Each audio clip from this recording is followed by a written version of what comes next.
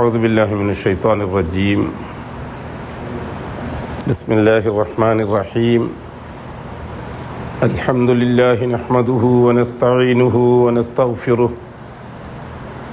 ونعوذ بالله من شرور أنفسنا ومن سيئات أعمالنا. من يهده الله فلا مضل له ومن يضلل فلا هادي له. وأشهد أن لا إله إلا الله وحده لا شريك له. وأشهد أن محمدا عبده ورسوله أرسله بالهدى ودين الحق ليظهره على الدين كله ولو كره المشركون. اللهم صل على محمد وعلى آل محمد كما صليت على إبراهيم وعلى آل إبراهيم إنك حميد مجيد. اللهم بارك على محمد وعلى آل محمد كما باركت على إبراهيم وعلى آل إبراهيم في العالمين إنك حميد مجيد. يا أيها الذين آمنوا اتقوا الله حق تقاته ولا تموتن إلا وأنتم مسلمون. يا أيها الذين آمنوا اتقوا الله وقولوا قولا سديدا يصلح لكم أعمالكم ويغفر لكم ذنوبكم ومن يطع الله ورسوله فقد فاز فوزا عظيما. يا أيها الناس اتقوا ربكم الذي خلقكم من نفس واحدة وخلق منها زوجها وبث منهما رجالا كثيرا ونساء واتقوا الله الذي تساءلون به والأرحام إن الله كان عليكم رقيبا. أما بعد فإن أصدق الحديث كتاب الله وخير الهدي هدي محمد صلى الله عليه وسلم وشر الأمور محدثاتها وكل محدثة بدعة وكل بدعة ضلالة وكل ضلالة في النار. ബഹുമാനമുള്ള സഹോദരന്മാരെ, സ്നേഹിതന്മാരെ, അല്ലാഹു സുബ്ഹാനഹു വ തആല ആകാശലോകത്ത് മനുഷ്യർക്ക് അള്ളാഹുവിൻ്റെ റുബൂബിയത്ത് എന്താണെന്ന് ബോധിപ്പിച്ചു കൊടുത്തു. ഭൂമിയിൽ എത്തിയപ്പോഴാണ് ഉലൂഹിയത്തിനെ സംബന്ധിച്ചുള്ള ചർച്ച തുടങ്ങുന്നത്.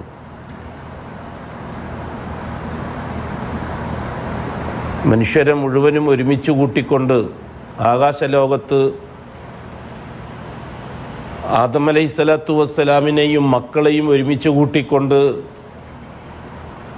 ഒരു ചർച്ച നടന്നിരുന്നു. ഉടലോടുകൂടി ആദമും ബാക്കിയുള്ളത് അർവാഹുകളുമാണ്. ആദം അലൈഹി സ്വലാത്തു വസ്സലാം ഉടലോടുകൂടി തന്നെയാണ്. കാരണം ആദം അലൈഹി സ്വലാത്തു വസ്സലാമിൻ്റെ നിർമ്മാണം നടന്നതിന് ശേഷമാണ് ഈ സംഭവം.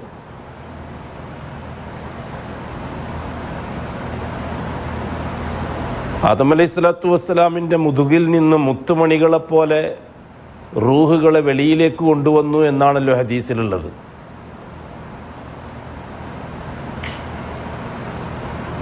അവിടെ വെച്ച് നടന്നൊരു ചർച്ചയാണ് അള്ളാഹുവിൻ്റെ റുബൂബിയത്തിലുള്ള ചർച്ച. പരിശുദ്ധ ഖുർആൻ ഈ വിവരം അഷ്റഫുൽ ഖൽക്കിനെ അറിയിക്കുന്നു. അഷ്റഫുൽ ഖൽക്ക് മുഖേന നമ്മളെയും അറിയിക്കുന്നു, ലോകാവസാനം വരെയുള്ളവരെ. അത് മനുഷ്യർക്ക് മുഴുവനും ബാധകമായൊരു വിഷയമാണത്.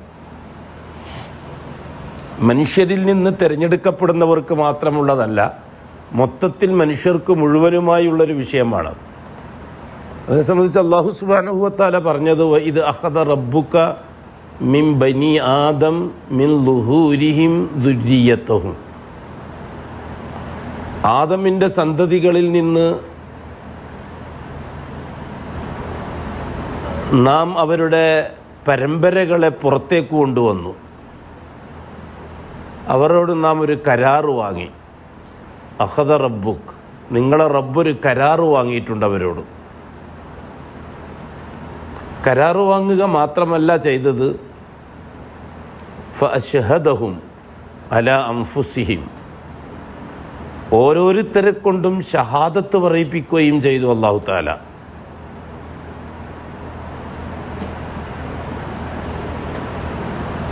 ആ കരാർ അനുസരിച്ച് ജീവിച്ചോളാം എന്നതാണ് ഷഹാദത്ത്. കരാർ വാങ്ങി പിരിയുകയല്ല, കരാറനുസരിച്ച് ജീവിച്ചോളാം എന്ന് ഒരു എഗ്രിമെൻ്റ് ഉണ്ടാക്കുകയും ചെയ്തു, ഷഹാദത്ത് ഉണ്ടാക്കുകയും ചെയ്തു. ഏതാ വിഷയം? അലസ്തു ബി റബ്ബിക്കും, നിങ്ങളെ റബ്ബ് ഞാനല്ലേ എന്ന്. നിങ്ങളെ റബ്ബ് ഞാനല്ലേ എന്ന്.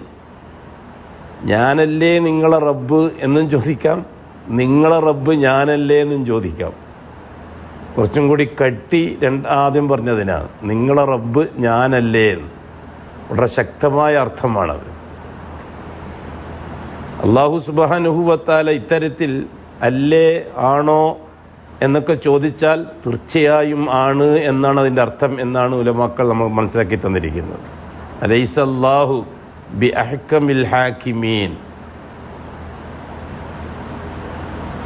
തന്ത്രജ്ഞാനികളിൽ ഏറ്റവും നല്ല തന്ത്രജ്ഞാനി അള്ളാഹു അല്ലേ എന്ന് ചോദിച്ചാൽ തീർച്ചയായും അള്ളാഹു മാത്രമാണ് എന്ന് അള്ളാഹ് നമ്മളെ ബോധ്യപ്പെടുത്തി തരികയാണ്. അലൈസല്ലാഹു ബികാഫിൻ അബ്ദ, അടിമക്ക് അള്ളാഹു പോരെ എന്ന് ചോദിച്ചാൽ നിങ്ങൾ ആലോചിച്ചിട്ട് മറുപടി പറ എന്നൊരു ചോദ്യമല്ല അത്. അടിമക്ക് അള്ളാഹു പോരെ എന്നുള്ള ചോദ്യം ചോദിച്ചിട്ട് നിങ്ങൾ ആലോചിച്ചിട്ട് മറുപടി പറയണം കേട്ടോ എന്ന് പറയും പോലെ അല്ല അത്. മതി, തീർച്ചയായിട്ടും മതി എന്നാണ് ആ ചോദ്യത്തിൻ്റെ മായന. അതേപോലെ തന്നെയാണ് അലസ്തു ബി റബ്ബിക്കും, നിങ്ങൾ ആലോചിച്ചിട്ട് മറുപടി പറ എന്നല്ല, ഞാനാണ് നിങ്ങളെ റബ്ബ്, ഞാനാണ് നിങ്ങളെ റബ്ബ്. അലസ്തു ബി റബ്ബിക്കും, ഇതാണ് ആ ചർച്ച. ഒരു സംവാദമായിരുന്നു, ആകാശലോകത്ത് വെച്ച് നടന്ന സംവാദം. ആകാശലോകത്ത് വെച്ച് തന്നെയാണോ അതോ ഭൂമിയിൽ മറ്റെവിടെയെങ്കിലും ആണോ എന്നൊക്കെ ചർച്ചയുണ്ട്. അറഫ ഭൂമിയിലാണെന്ന് അഭിപ്രായം പറഞ്ഞവരുണ്ട്. ആ ചർച്ച നടന്നത് അറഫ മൈതാനിൽ വെച്ചായിരുന്നു. അതിൻ്റെ തുടർച്ചയാണ് ഇന്ന് കാണുന്ന അറഫ സമ്മേളനം എന്നൊക്കെ അഭിപ്രായം പറഞ്ഞ ഉലമാക്കളുണ്ട്. നമുക്ക് സ്ഥലം ഏതാണെന്നുള്ള കാര്യത്തിൽ വിഷയമില്ല, വിഷയത്തിലാണ് പ്രാധാന്യം. എവിടെ നടന്നു എന്ന സ്ഥലത്തെ പറ്റിയല്ല പ്രാധാന്യം. അപ്പോൾ അല്ലാഹു സുബ്ഹാനഹു വ തആല ഈ രീതിക്ക് ചോദിച്ച ചോദ്യം അതാണ്. ഞാനല്ലേ നിങ്ങളെ റബ്ബ്? മനുഷ്യരോടാണ് ചോദിക്കുന്നത്. ബനു ആദം മനുഷ്യരാണ്. ആ കൂട്ടത്തിൽ പിന്നെ ജിന്നുകളോ മലക്കുകളോ ആരുമില്ല ആ സമ്മേളനത്തിൽ. മനുഷ്യർ, അർവാഹുൽ ഇൻസാൻ, അർവാഹു ബനി ആദം, ആദമിൻ്റെ മക്കളായി ജനിക്കാൻ അള്ളാഹു തീരുമാനിച്ചുറപ്പിച്ച് വെച്ചിരിക്കുന്നവരാണ് ആ കൂട്ടത്തിലുള്ളത്. ഈ സന്ദർഭത്തിൽ മനുഷ്യരാശി മുഴുവനും ഒന്നടങ്കം പറഞ്ഞ മറുപടി എന്താണ്? ഖാലു, മനുഷ്യരാശി മുഴുവനും മറുപടി പറഞ്ഞു. നാം സാധാരണ പറയുന്നതാണ്. ഇവിടെ ആരും ഒഴിവില്ല. ഇന്ന് ലോകത്ത് മനുഷ്യൻ എന്ന അഡ്രസ്സിൽ അറിയപ്പെടുന്നവരാരും അന്നത്തെ ആ സമ്മേളനത്തിൽ പങ്കെടുക്കാതെ ഒഴിഞ്ഞിട്ടില്ല. ഏത് മതക്കാരായാലും, നമ്മുടെ കാലഘട്ടത്തിലുള്ള നമ്മുടെ നാട്ടിലുള്ള ഹിന്ദു മതക്കാരാവട്ടെ അല്ലെങ്കിൽ ക്രിസ്തു മതക്കാരാവട്ടെ, മതം അതെല്ലാം പിന്നെ വന്നത്. മതങ്ങളെപ്പറ്റിയൊന്നും ഇവിടെ ചർച്ചയില്ല. മതങ്ങളെപ്പറ്റിയുള്ള ആലോചന പോലും ആയിട്ടില്ല. ആകാശലോകത്ത് ഭൂമിയിൽ മനുഷ്യനെത്തിയിട്ടില്ല. മതങ്ങളെല്ലാം ഭൂമിയിൽ നടന്ന സംഭവങ്ങളാണ്. മതങ്ങൾ, ഇസ്ലാം ദീനിനെ സംബന്ധിച്ച് പോലും ചർച്ച ഭൂമിയിൽ നടന്നതാണ്, ആകാശലോകത്ത് നടന്നതല്ല. അവിടെ മനുഷ്യൻ, അള്ളാഹുവും മനുഷ്യനും, വേറെ പ്രശ്നങ്ങൾ, വേറെ ചർച്ചകളൊന്നും അവിടെ ഇല്ല. മൊത്തത്തിൽ മനുഷ്യർ ഖിയാമത്ത് നാൾ വരെ ഈ ഭൂമിയിൽ ജനിക്കാനിരിക്കുന്നവർ, ഇതുവരെ ജനിച്ചവർ, ഇപ്പോൾ നിലവിലുള്ളവർ, ഇവരുടെ എല്ലാം അർവാഹുകളെയാണ് അല്ലാഹു സുബ്ഹാനഹു വ തആല സമ്മേളനത്തിൽ പങ്കെടുപ്പിച്ചിരിക്കുന്നത്. വഹു അലാ കുല്ലി ഷൈഇൻ ഖദീർ, അള്ളാഹു അതിന് കഴിവുള്ളവനാണ്. സൃഷ്ടിക്കാൻ കഴിയുമെങ്കിൽ ഒരുമിച്ച് കൂടാനാണ് അള്ളാഹ്ക്ക് പ്രയാസം? അർവാഹുകളെയെല്ലാം സൃഷ്ടിച്ച് ഒരു ലോകത്ത് പാർപ്പിക്കാൻ പറ്റുമെങ്കിൽ പിന്നെ അല്ലാഹു തആലാക്ക് യസ്അലൂനക അനിർ റൂഹ് ഖുലിർ റൂഹു മിൻ അംരി റബ്ബി, എൻ്റെ റബ്ബിൻ്റെ മഅ്മൂറാത്തിൽപ്പെട്ട, എൻ്റെ റബ്ബിൻ്റെ കൽപ്പനകൾ അനുസരിച്ച് നിയന്ത്രിക്കപ്പെടുന്നൊരു സമൂഹമാണ് റൂഹുകൾ എന്ന് മറുപടി പറയാനാണ് അള്ളാഹുവിൻ്റെ റസൂലിനെ അള്ളാഹ് പഠിപ്പിച്ചിരിക്കുന്നത്. ഇപ്പം ഈ അർവാഹുകൾ എല്ലാവരുടെ അർവാഹുകളും, അത് പറഞ്ഞാൽ ആർക്കും മനസ്സിലാകുന്നില്ല എന്നുള്ളതാണ് വർത്തമാന കാലഘട്ടത്തിൻ്റെ ദുര്യോഗം. ഉലമാക്കൾക്ക് പോലും അത് ബോധ്യപ്പെടുന്നില്ല. ഉലമാക്കൾ ആരും ഇത് ലോകത്തോട് പറയുന്നില്ല. ഉലമാക്കൾ ഈ ഭൂമിയിൽ നടന്ന സംഭവങ്ങളെപ്പറ്റി അല്ലാതെ അതിൻ്റെ അപ്പുറത്തും ഇപ്പുറത്തുള്ള ഒന്നും പറയാൻ കൂട്ടാക്കുന്നില്ല. അത് നമുക്ക് വലിയ പ്രയാസമുണ്ട്. മനുഷ്യനെ സംബന്ധിച്ചുള്ള ചർച്ചയിലൂടെ ഇസ്ലാമിലേക്ക് ചർച്ച നീണ്ടു പരന്നു വരണം.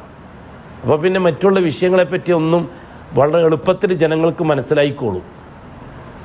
ഇന്ന് നിലവിലുള്ള സംവാദങ്ങളും അതിനു വേണ്ടിയുള്ള മെനക്കെടലുകളൊന്നും ആവശ്യമില്ല. പറയേണ്ട രീതിയിൽ ഖുർആൻ പഠിപ്പിച്ച തർത്തീബ് അനുസരിച്ച് ജനങ്ങളോട് പറയാൻ മെനക്കെട്ടാൽ മതി. മിമ്പറുകളും മെഹ്റാബുകളും അതിന് ഉപയോഗിച്ചാൽ മതി. വേറെ പ്രശ്നങ്ങളൊന്നുമില്ല. പ്രശ്നങ്ങളുള്ളത് ഹിദായത്താണ്. അള്ളാഹു ഹിദായത്ത് ആർക്കാണോ നൽകാൻ തീരുമാനിച്ചത് അവർക്കേ മനസ്സിലാവുള്ളൂ. അല്ലാത്തവർക്ക് നമ്മളെ എത്ര അടിച്ചേൽപ്പിച്ചാലും മനസ്സിലാകാൻ പോകുന്നില്ല. അതുകൊണ്ട് നമ്മുടെ സാമർഥ്യമോ നമ്മുടെ ബുദ്ധിയോ നമ്മുടെ സാങ്കേതികത്വമോ നമ്മുടെ വേറെ എന്തെങ്കിലും തരത്തിലുള്ള വേറെ എന്തെങ്കിലും തരത്തിലുള്ള യോഗ്യതകളോ അതെല്ലാം ഉപയോഗിച്ചങ്ങ് ആക്കിയേക്കാമെന്നാരും കരുതണ്ട. എത്ര വലിയ പണ്ഡിതനായാലും സംഘടനയായാലും കരുതണ്ട. കാരണം ഹിദായത്ത് ഷർത്താണ് ഇതിനൊക്കെ. ഹിദായത്ത് എന്ന് പറഞ്ഞാൽ നമ്മൾ നേരത്തെ പറയാറുണ്ട്, ഹിദായത്ത് എന്ന് പറഞ്ഞാൽ അള്ളാഹു മാത്രം എന്ന് അംഗീകരിക്കാനുള്ള മാനസികാവസ്ഥ ആർക്കാണോ ഉള്ളത് അവൻ ഹിദായത്ത് കിട്ടിയവനാണ്. അള്ളാഹുവിനോടൊപ്പം മറ്റുള്ളവരും ആവാം എന്ന് ആരുടെ മനസ്സിലാണോ ഉള്ളത് അവൻ ലലാലത്തിലും ആണ്. അതാണ് ഹിദായത്തിൻ്റെയും ലലാലത്തിൻ്റെ അർത്ഥം. ഹിദായത്തിന് സന്മാർഗം എന്നും ലലാലത്തിന് ദുർമാർഗം എന്നും അർത്ഥം വെച്ചിട്ട് സന്മാർഗവും ദുർമാർഗവും ചർച്ച ചെയ്യുന്ന വിഷയത്തിലേക്ക് കടന്നുപോയി നാം. അങ്ങനെയൊന്നും വേണ്ടിയില്ല. ഒരാൾക്ക് ഹിദായത്ത് കിട്ടുക എന്ന് പറഞ്ഞാൽ എന്താണ്?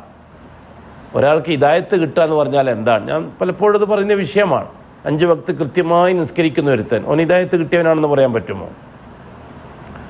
ഒരാൾ കൃത്യമായി റമദാൻ മാസം നോമ്പ് നോക്കുന്ന ആളാണ്, അയാൾ ഹിദായത്ത് കിട്ടിയെന്ന് അയാൾക്ക് നമുക്ക് ഉറപ്പിച്ച് പറയാൻ പറ്റുമോ? ഒരാൾ എല്ലാ വർഷവും ഹജ്ജിന് വരുന്ന ആളാണ്, അയാൾ ഹിദായത്ത് കിട്ടിയ ആളാണെന്ന് നമുക്ക് പറയാൻ പറ്റുമോ? ഒരാളിൽ കോടികൾ ചെലവഴിച്ചിട്ട് യത്തീംഖാനയും മിസ്കിൻഖാനയും മുസാഫിർ ഖാനയും നടത്തുന്ന ആളാണ്, അയാൾക്ക് ഹിദായത്ത് കിട്ടിയെന്ന് പറയാൻ പറ്റുമോ? പറ്റൂല. ഹിദായത്ത് കിട്ടുന്ന ആരെപ്പറ്റി മാത്രമേ പറയൂ. ഈ പറയപ്പെട്ടതൊന്നും ചെയ്യുന്നില്ലെങ്കിലും അയാൾ അള്ളാഹുവിനോടൊപ്പം വേറെ ആരെയും പരിഗണിക്കുന്ന പ്രശ്നമില്ല, അതിന് വാശിക്കാരനാണ്, എങ്കിൽ അയാൾ ഹിദായത്തിലാണ്. മേൽപ്പറയപ്പെട്ട അമലുകളൊന്നും ചെയ്യാൻ തൗഫീക്കില്ല എന്ന് വെച്ചോളി, പക്ഷെ അയാൾ ഒരു കാര്യത്തിൽ വാശിയുള്ള ആളാണ്, അള്ളാഹ്ക്ക് പകരം അള്ളാഹു മാത്രം, ബാക്കിയുള്ളതെല്ലാം വിഡ്ഢിത്തമാണ്. ആ കാര്യത്തിൽ അത് വാശിയുള്ള ആളാണ്. അയാൾ എന്ത് ബുദ്ധിമുട്ട് സഹിക്കേണ്ടി വന്നാലും ശരി, അള്ളാഹു അല്ലാത്ത ശക്തികളെയോ വ്യക്തികളെയോ വസ്തുക്കളെയോ ആ പരിപാടിക്ക് അയാൾ കിട്ടൂല. അത് ദീനുൽ ഇസ്ലാമിൻ്റെ അടിസ്ഥാന പ്രമാണം എന്നുള്ള നിലക്കാണ്. അങ്ങനെ നല്ല യുക്തിവാദിയോ ഭൗതികവാദിയോ ആയതുകൊണ്ടല്ല. ദീനുൽ ഇസ്ലാമിൻ്റെ അടിസ്ഥാന പ്രമാണം അതാണ് എന്ന രീതിയിൽ അയാളത് ബോധ്യപ്പെടുകയാണെങ്കിൽ അയാൾ ഹിദായത്തിലാണ്. അടുത്തത് ഹിദായത്ത് നിലനിർത്താനുള്ള ശ്രമമാണ്. അതാണ് നിസ്കാരം, നോമ്പ്, സക്കാത്ത്, ഹജ്ജ് മുതലായവ. അതിന് ഇസ്തിഖാമത്താണ്. ഇസ്തിഖാമത്തിന് വേണ്ടിയുള്ളതാണ് അമാലുകളെല്ലാം, ഹിദായത്തിന് വേണ്ടിയുള്ളതല്ല. ഹിദായത്ത് അള്ളാഹുവിൻ്റെ മഹ്ലൻ തൗഫീഖ് കൊണ്ട് കിട്ടേണ്ടതാണ്. ഇസ്തിഖാമത്ത് നമ്മുടെ പരിശ്രമം കൊണ്ട് കിട്ടേണ്ടതാണ്. അതിന് ഇൽമ ആവശ്യമാണ്. ഇസ്തിഖാമത്തിന് ഇൽമ ആവശ്യമാണ്, ഹിദായത്തിന് ഇൽമ ആവശ്യമില്ല. ഇൽമ ആവശ്യമുണ്ടെങ്കിൽ അബൂ താലിബിന് കിട്ടണമായിരുന്നു, ഖത്താബിൻ്റെ മകൻ ഉമറിന് കിട്ടാൻ പാടില്ലായിരുന്നു. കാരണം ഖത്താബിൻ്റെ മകൻ ഉമർ ദീനുമായിട്ട് ഒരു ഇൽമും ഇല്ലാത്ത ആളാണ്. ഒരു സദസ്സിലും അഷ്റഫുൽ ഖൽക്കിൻ്റെ ഒരു മജ്ലിസിലും ഖത്താബിൻ്റെ മകൻ ഉമർ പങ്കെടുത്തിട്ടില്ല. ഖുർആൻ ക്ലാസ്സിലൊന്നും പോകുന്ന പ്രശ്നമേ ഇല്ല. സലഫി സെൻ്ററിൻ്റെ ഭാഗത്ത് പോകില്ല, എന്ന് വെച്ചാൽ ദാറുൽ അർഖമിൻ്റെ ഭാഗത്ത് പോകില്ല. ചില ഭാഷാപ്രയോഗങ്ങൾ ആ രീതിയിൽ തന്നെ മനസ്സിലാക്കണം, എന്നാലേ കൗമിന് മനസ്സിലാവുള്ളൂ. ദാറുൽ അർഖം എന്ന് പറഞ്ഞാൽ സലഫി സെൻ്റർ, ദാറുൽ നദ്വ എന്ന് പറഞ്ഞാൽ സുന്നി സെൻ്റർ. അന്ന് മാറിപ്പോണ്ട. ദാറുൽ നദ്വയിലെ ഷെയ്ഖ് അബൂ താലിബാൻ, ദാറുൽ അർഖമിലെ ഷെയ്ഖ് അഷ്റഫുൽ ഖൽക്ക് മുഹമ്മദ് മുസ്തഫ സല്ലല്ലാഹു അലൈഹി വസല്ലമാണ്. അപ്പോൾ ദാറുൽ നദ്വയിൽ നിന്ന് കേൾക്കുന്ന വയല്, ആ വയല് ഇന്ന് സുന്നി സെൻറ്ററിൽ നിന്ന് കേൾക്കുന്ന വയലായിരുന്നു. ദാറുൽ അർഖമിൽ നിന്ന് കേൾക്കുന്നത് ഇന്ന് സലഫി സെൻറ്ററിൽ നിന്ന് കേൾക്കുന്ന വയലുമായിരുന്നു. ചരിത്രം പരിശോധിച്ചോളി. ഞാൻ പറഞ്ഞത് വ്യത്യാസമുണ്ടെങ്കിൽ ചരിത്രപരമായി ഗണ്ണിക്ക്, പ്രാമാണികമായിട്ട് ഗണ്ണിക്ക്. വെറുതെ എൻ്റെ താടിൻ്റെ നീളവും എൻ്റെ താടിൻ്റെ കളറും എൻ്റെ കുപ്പായത്തിൻ്റെ നീളവും പറഞ്ഞിട്ട് ചീത്ത പറഞ്ഞുകൊണ്ട് കാര്യമില്ലല്ലോ. പ്രമാണങ്ങൾ വെച്ചുകൊണ്ട് ഗണ്ണിക്ക്. അതങ്ങനെയായിരുന്നില്ല, ഇങ്ങനെയായിരുന്നു എന്ന് പറ. അതേ സന്ദർഭത്തിൽ അഷ്റഫുൽ ഖൽക്കിൻ്റെ ഗുരുകുലത്തിൽ നിന്ന് കിതാബ് ഓതിയ ആലിമാണ് അഷ്റഫുൽ ഖൽക്കിൻ്റെ മൂത്താപ്പ അബൂ താലിബ്. ഒരു സംശയം അക്കാര്യത്തിൽ ആർക്കും ഇന്നുമില്ല ആർക്കും അക്കാര്യത്തിൽ അഭിപ്രായ വ്യത്യാസം. അബൂ താലിബ് ആലിമാണെന്നുള്ള കാര്യത്തിൽ അഗ്രഗണ്യനായ പണ്ഡിതനായിരുന്നു അബൂ താലിബ്. അറബ് ലോകത്ത് അറിയപ്പെട്ട അന്നത്തെ സാഹിത്യകാരനും കൂടിയായിരുന്നു അബൂ താലിബ്. സാദാ സീതാ വർത്തമാനം പോലും പദ്യരചനയിലൂടെ പറയുന്ന ആളായിരുന്നു അബൂ താലിബ്. അത്ര വലിയ സാമർഥ്യമുള്ള ആളാണ് അബൂ താലിബ്. അത്രമാത്രം അറബി ഭാഷ പാണ്ഡിത്യമുള്ള ആളാണ് അബൂ താലിബ്. പക്ഷെ അള്ളാഹു സുബ്ഹാനഹു വ തആല ഹിദായത്ത് കൊടുത്തില്ല. അറിവ് കൊണ്ട് കിട്ടുമായിരുന്നുവെങ്കിൽ അബൂ താലിബിന് കിട്ടണമായിരുന്നു. ഖത്താബിൻ്റെ മകൻ ഉമർ ഒരു ദിവസം പോലും അഷ്റഫുൽ ഖൽക്കിനെ പരിചയപ്പെടാൻ പോലും നിന്നിട്ടില്ല. നബിത്വം കിട്ടിയതിന് ശേഷം, അഷ്റഫുൽ ഖൽക്ക് നബിയായതിന് ശേഷം ഒരു ദിവസം പരിചയപ്പെടാൻ പോലും ഖത്താബിൻ്റെ മകൻ ഉമർ തയ്യാറായിട്ടില്ല. ഒരു മജ്ലിസിനും പങ്കെടുത്തിട്ടില്ല. ദാറുൽ അർക്കമിൻ്റെ പടി ആ ബൈക്ക് പോവില്ല. എന്തുകൊണ്ട്? ദാറുൻ നദ്വയിലെ അഥവാ സുന്നി സെൻറ്ററിലെ ഉസ്താദുമാർ പറയുന്നതാണ് ഹക്ക്. മുഹമ്മദ് ആ ഉസ്താദുമാർ പറയുന്ന വാക്കുകൾക്കെതിരാണ്. പക്ഷേ ഉസ്താദുമാർ പറയുന്നത് മഹാന്മാരില്ലാതെ അള്ളാഹുവിന് കിട്ടൂല. മുഹമ്മദ് പറയുന്നത് സല്ലല്ലാഹു അലൈഹി വസല്ലം മഹാന്മാരാവശ്യമില്ല അള്ളാഹുവിനെ കിട്ടാൻ. നമ്മുടെ ദാറുൻ നദ്വയിലെ അഥവാ സുന്നി സെൻറ്ററിലെ ഉസ്താദുമാർ പറയുന്നതാണ് ശരി. മുഹമ്മദ് ഈ ദാറുൽ അർക്കമിൽ അതായത് സലഫി സെൻറ്ററിൽ വെച്ച് പറയുന്നത് ശരിയല്ല. അതുകൊണ്ട് ഔലിയാക്കന്മാരെ വിട്ടൊരു കളിയും പറ്റൂല. അത് ആദരവ് കേടാണ്, ബഹുമാനക്കുറവാണ്. ഇത് അന്ധമായി ദാറുൻ നദ്വയിലെ പ്രസംഗം കേട്ട് ഉറപ്പിച്ചൊരു വ്യക്തിയായിരുന്നു ഖത്താബിൻ്റെ മകൻ ഉമർ. അത് അദ്ദേഹത്തിൻ്റെ ജീവചരിത്രത്തിൽ തന്നെ നമുക്ക് മനസ്സിലാവുന്നുണ്ട്. പക്ഷെ അള്ളാഹു സുബ്ഹാനഹു വ തആല അദ്ദേഹത്തിന് ഹിദായത്ത് കൊടുക്കാൻ തീരുമാനിച്ചപ്പോൾ അദ്ദേഹത്തിന് ദീനുൽ ഇസ്ലാമുമായിട്ട് ബന്ധപ്പെട്ട അറിവൊന്നും ഒരു തടസ്സമായിരുന്നില്ല. ഹിദായത്തിന് ശേഷം അത് നിലനിർത്തിക്കൊണ്ടുപോകാൻ അതിന് വ്യവസ്ഥ വെച്ചിട്ടുണ്ട് അള്ളാഹു തആല. അംബിയാ മുസ്ലിങ്ങൾ ഒഴിച്ച് ബാക്കി ആരായിരുന്നാലും ശരി, ഏത് സമയത്തും ഹിദായത്ത് സസ്പെൻഡ് ആവാം, ഏത് സമയത്തും ഹിദായത്ത് ഡിസ്മിസ് ആവാം. ഏത് സമയത്തും ഒരു വാക്ക് മതി, അല്ലെങ്കിൽ ഒരു ചിന്ത മതി, അല്ലെങ്കിൽ ഒരു പ്രവൃത്തി മതി. തമാശക്കൊരു വാക്കേ പറഞ്ഞിട്ടുള്ളൂ. ആര്? തബൂക്കിലേക്ക് പോകുന്ന വഴിയിൽ നമുക്ക് പേര് പറഞ്ഞല്ല, തമാശക്ക് പറഞ്ഞതാണ്. മുഹമ്മദിൻ്റെ ഒന്നിച്ച് കുറച്ച് ആൾക്കൂട്ടവും തമാശക്ക് പറഞ്ഞതാണ്. പക്ഷെ അള്ളാഹു സുബ്ഹാനഹു വ തആല ചോദിച്ചു, അള്ളാഹുവിനെ അള്ളാഹിൻ്റെ ദീൻ്റെയും കാര്യത്തിലാണോ തമാശ? നിങ്ങൾ അള്ളാഹിനെയും അള്ളാഹിൻ്റെ റസൂലിനെയുമാണോ തമാശ പറയുന്നത്? ഫഖദ് കഫർതും ബഅദ ഈമാനിക്കും, ഫഖദ് കഫർതും ബഅദ ഈമാനിക്കും. ഈമാൻ കിട്ടിയതിന് ശേഷം നിങ്ങളൊക്കെ കാഫിറായിരിക്കുകയാണെന്ന് അള്ളാഹു പറയുന്ന ആരെ പറ്റിയാണെന്നറിയോ? തബൂക്കിലേക്ക് അഷ്റഫുൽ ഖൽക്കിന് തങ്ങളോടൊപ്പം ജിഹാദിന് പോകുന്ന സഹാബാക്കളെ പറ്റിയാണ് പറഞ്ഞത്. സസ്പെൻഡ് ചെയ്ത് കഴിഞ്ഞു അള്ളാഹു തആല, ഡിസ്മിസ് ചെയ്ത്. പക്ഷെ അവർ സസ്പെൻഷനേ നടന്നുള്ളൂ, ഡിസ്മിസിങ് നടന്നില്ല. തിരിച്ചെടുത്തു. പിന്നീട് അള്ളാഹു തആല തട്ടോ തിരിച്ചെടുത്തു. അപ്പം ഏത് സമയത്തും നഷ്ടപ്പെടാം. ആ നഷ്ടപ്പെടാതെ കാത്തു സൂക്ഷിക്കാനുള്ള വഴിയാണ് മേൽ പറയപ്പെട്ട നിസ്കാരം, നോമ്പ്, സക്കാത്ത്, ഹജ്ജ്, സദക്ക, യതീംഖാന, മിസ്കീൻഖാന, മുസാഫിർ ഖാന. അതൊക്കെ ഹിദായത്ത് ഇസ്തിഖാമത്ത് ചെയ്യാനുള്ളതാണ്. മരിക്കുന്നത് വരെ ലൈവാക്കി നിർത്താനുള്ളതാണ്. മരിക്കുന്നത് വരെ ലൈവാക്കി നിർത്താനുള്ളതാണ്. അല്ലാഹു സുബ്ഹാനഹു വ തആല ആകാശലോകത്ത് ചെയ്ത ചർച്ച മനുഷ്യരോട് റബ്ബിനെ പരിചയപ്പെടുത്തി കൊടുക്കുകയായിരുന്നു. എന്താണ് ഈ റബ്ബ് എന്ന് പറഞ്ഞാൽ? മൻഹുവർ റബ്ബ്. എന്താണ് ഈ റബ്ബ്? ആദ്യം റബ്ബിനെ ചർച്ച ചെയ്യണം, എന്നിട്ട് മതി ഇലാഹിനെ ചർച്ച ചെയ്യാൻ. ഇത് റുബൂബിയത്ത് നിർത്തി വെച്ചിട്ട് ഉലൂഹിയത്ത്, അല്ലെങ്കിൽ ഉലൂഹിയത്ത് നിർത്തി വെച്ചിട്ട് റുബൂബിയത്ത്, ഇത് രണ്ടും ശരിയാകുകയില്ല. റുബൂബിയത്ത് നിർത്തിവെച്ച് ഉലൂഹിയത്ത് ചർച്ച ചെയ്യാൻ തുടങ്ങി ആരെന്നറിയുമോ? ഈജിപ്ഷ്യൻ ഇസ്ലാഹിയത്തുകാർ, ഈജിപ്തിൽ നിന്ന് വന്ന ഇസ്ലാഹി ചിന്താഗതിക്കാർ, ജമാലുദ്ദീൻ അഫ്ഗാനിയുടെ, മുഹമ്മദ് അബ്ദുവിൻ്റെ ഒക്കെ. റുബൂബിയത്ത് ചർച്ച നിർത്തിവെച്ച് ഉലൂഹിയത്ത് ചർച്ച ചെയ്തപ്പോൾ എന്താ സംഭവിച്ചതെന്നറിയുമോ? അന്ധമായ ഒരുതരം രാഷ്ട്രീയ വിപ്ലവത്തിലേക്ക് മനുഷ്യൻ്റെ മനസ്സ് നീങ്ങാൻ അത് കാരണമായി തീർന്നു. ഞാൻ വിശദീകരിക്കുന്നില്ല അത്തരം കാര്യങ്ങളിലേക്കൊന്നും. ഈജിപ്ഷ്യൻ ഇസ്ലാഹിയത്ത് ഉലൂഹിയത്ത് മാത്രം ചർച്ച ചെയ്തപ്പോൾ ഉണ്ടായ ദുരന്തം ചില്ലറയല്ല. അതേപോലെ തന്നെയാണ് തബ്ലീഗ് ജമാഅത്ത് പോലെയുള്ള സൂഫി പ്രസ്ഥാനങ്ങൾ റുബൂബിയത്ത് ചർച്ച ചെയ്തു, ഉലൂഹിയത്ത് ചർച്ച ചെയ്തില്ല. അതിൻ്റെയും ദുരന്തം ചില്ലറയായിരുന്നില്ല. അള്ളാഹു ആവട്ടെ ഇവ രണ്ടുമാണ് ചർച്ച ചെയ്തുകൊണ്ടിരിക്കുന്നത്. റുബൂബിയത്തും ഉലൂഹിയത്തും ഒന്നിച്ച് ചർച്ച ചെയ്തെങ്കിൽ മാത്രമേ ദീൻ പൂർത്തിയാവുള്ളൂ. യാ അയ്യുഹന്നാസ്, ഹോ മനുഷ്യരെ, ഉഅ്ബുദൂ റബ്ബക്കും, നിങ്ങളുടെ റബ്ബിൻ്റെ ഉലൂഹിയത്ത് നിങ്ങൾ അംഗീകരിക്കണം. എന്താണ് ഉഅ്ബുദൂ? ഉഅ്ബുദൂ നിങ്ങൾ ഇബാദത്ത് ചെയ്യുക. എന്താണ് ഇബാദത്ത്? അൻ യുവഹിദല്ലാഹ ഫീ കുല്ലി മാ യുഹിബ്ബുഹുല്ലാഹു വയർളാ മിനൽ അഖ്വാൽ വൽ അഫ്ആൽ വൽ അല്ലാഹിറ വൽ ബാത്തിന. എന്തും ഏതും അള്ളാഹ്ക്ക് മാത്രം സമർപ്പിക്കുക. എന്തുകൊണ്ട്? അവൻ റബ്ബായതുകൊണ്ട്. അല്ലദീ ജഅല ലക്കുമുൽ അർള ഫിറാശ, അത് റുബൂബിയ്യത്തിൻ്റെ വിശേഷണമാണ്.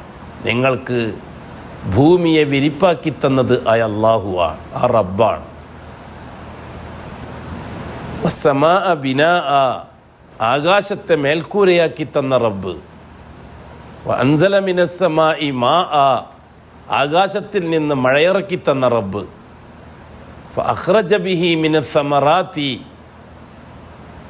ആ മഴയിലൂടെ നിങ്ങൾക്ക് പഴവർഗ്ഗങ്ങൾ ഉൽപ്പാദിപ്പിച്ച് തന്ന റബ്ബ്. റിസ്ഖല്ലക്കും, നിങ്ങൾക്ക് തിന്നാൻ, നിങ്ങൾക്ക് ഉപയോഗിക്കാൻ. എന്നിട്ട് അല്ലാഹു സുബ്ഹാനഹു വ തആല ഉലൂഹിയത്തിലേക്ക് കടക്കുകയാണ്. അതിനാൽ ഫലാ തജഅലൂ ലില്ലാഹി അന്ദാദാ, അള്ളാഹ്ക്ക് നിങ്ങൾ പകരക്കാരെ കണ്ടെത്തരുത്. ഉലൂഹിയത്താണ്. അപ്പോൾ റുബൂബിയത്തിലൂടെ ഉലൂഹിയത്തിലേക്ക് കടക്കണം. ഒരു കൂട്ടക്കാർ പറഞ്ഞു റുബൂബിയത്ത് ചർച്ച ചെയ്യേണ്ട ആവശ്യമൊന്നുമില്ല, അത് എല്ലാവർക്കും അറിയാം, ഉലൂഹിയത്ത് മാത്രം പറഞ്ഞാൽ മതിയും. ഇത് രണ്ടും നമ്മൾ അനുഭവിച്ചാണ് ജീവിതത്തിൽ, അതുകൊണ്ടാണ് അത്ര കൃത്യമായിട്ട് പറയുന്നത്. ഈ രണ്ട് മേഖലകളും, ഈ ഇതേപോലത്തെ ചർച്ചകൾ നമ്മുടെ ജീവിതത്തിൽ, നിങ്ങൾ എന്തിനാണ് റുബൂബിയത്ത് കൂടുതൽ പറയുന്നത് എന്നൊരു സലഫി ചിന്തകൻ എന്നോട് ചോദിച്ചിട്ടുണ്ടായിരുന്നു. ഉലൂഹിയത്ത് പറയുന്നത് നമ്മുടെ ഉസൂലിൽപ്പെട്ടതല്ല എന്ന് ഒരു തബ്ലീഗ് സുഹൃത്ത് നമ്മളോട് പറഞ്ഞിരുന്നു. നമ്മുടെ അനുഭവമാണ് നമ്മളീ പറഞ്ഞത്, എന്നാൽ അത് കേട്ടുകേൾവിയോ കഥകളോ ലേഖനങ്ങളോ അല്ല.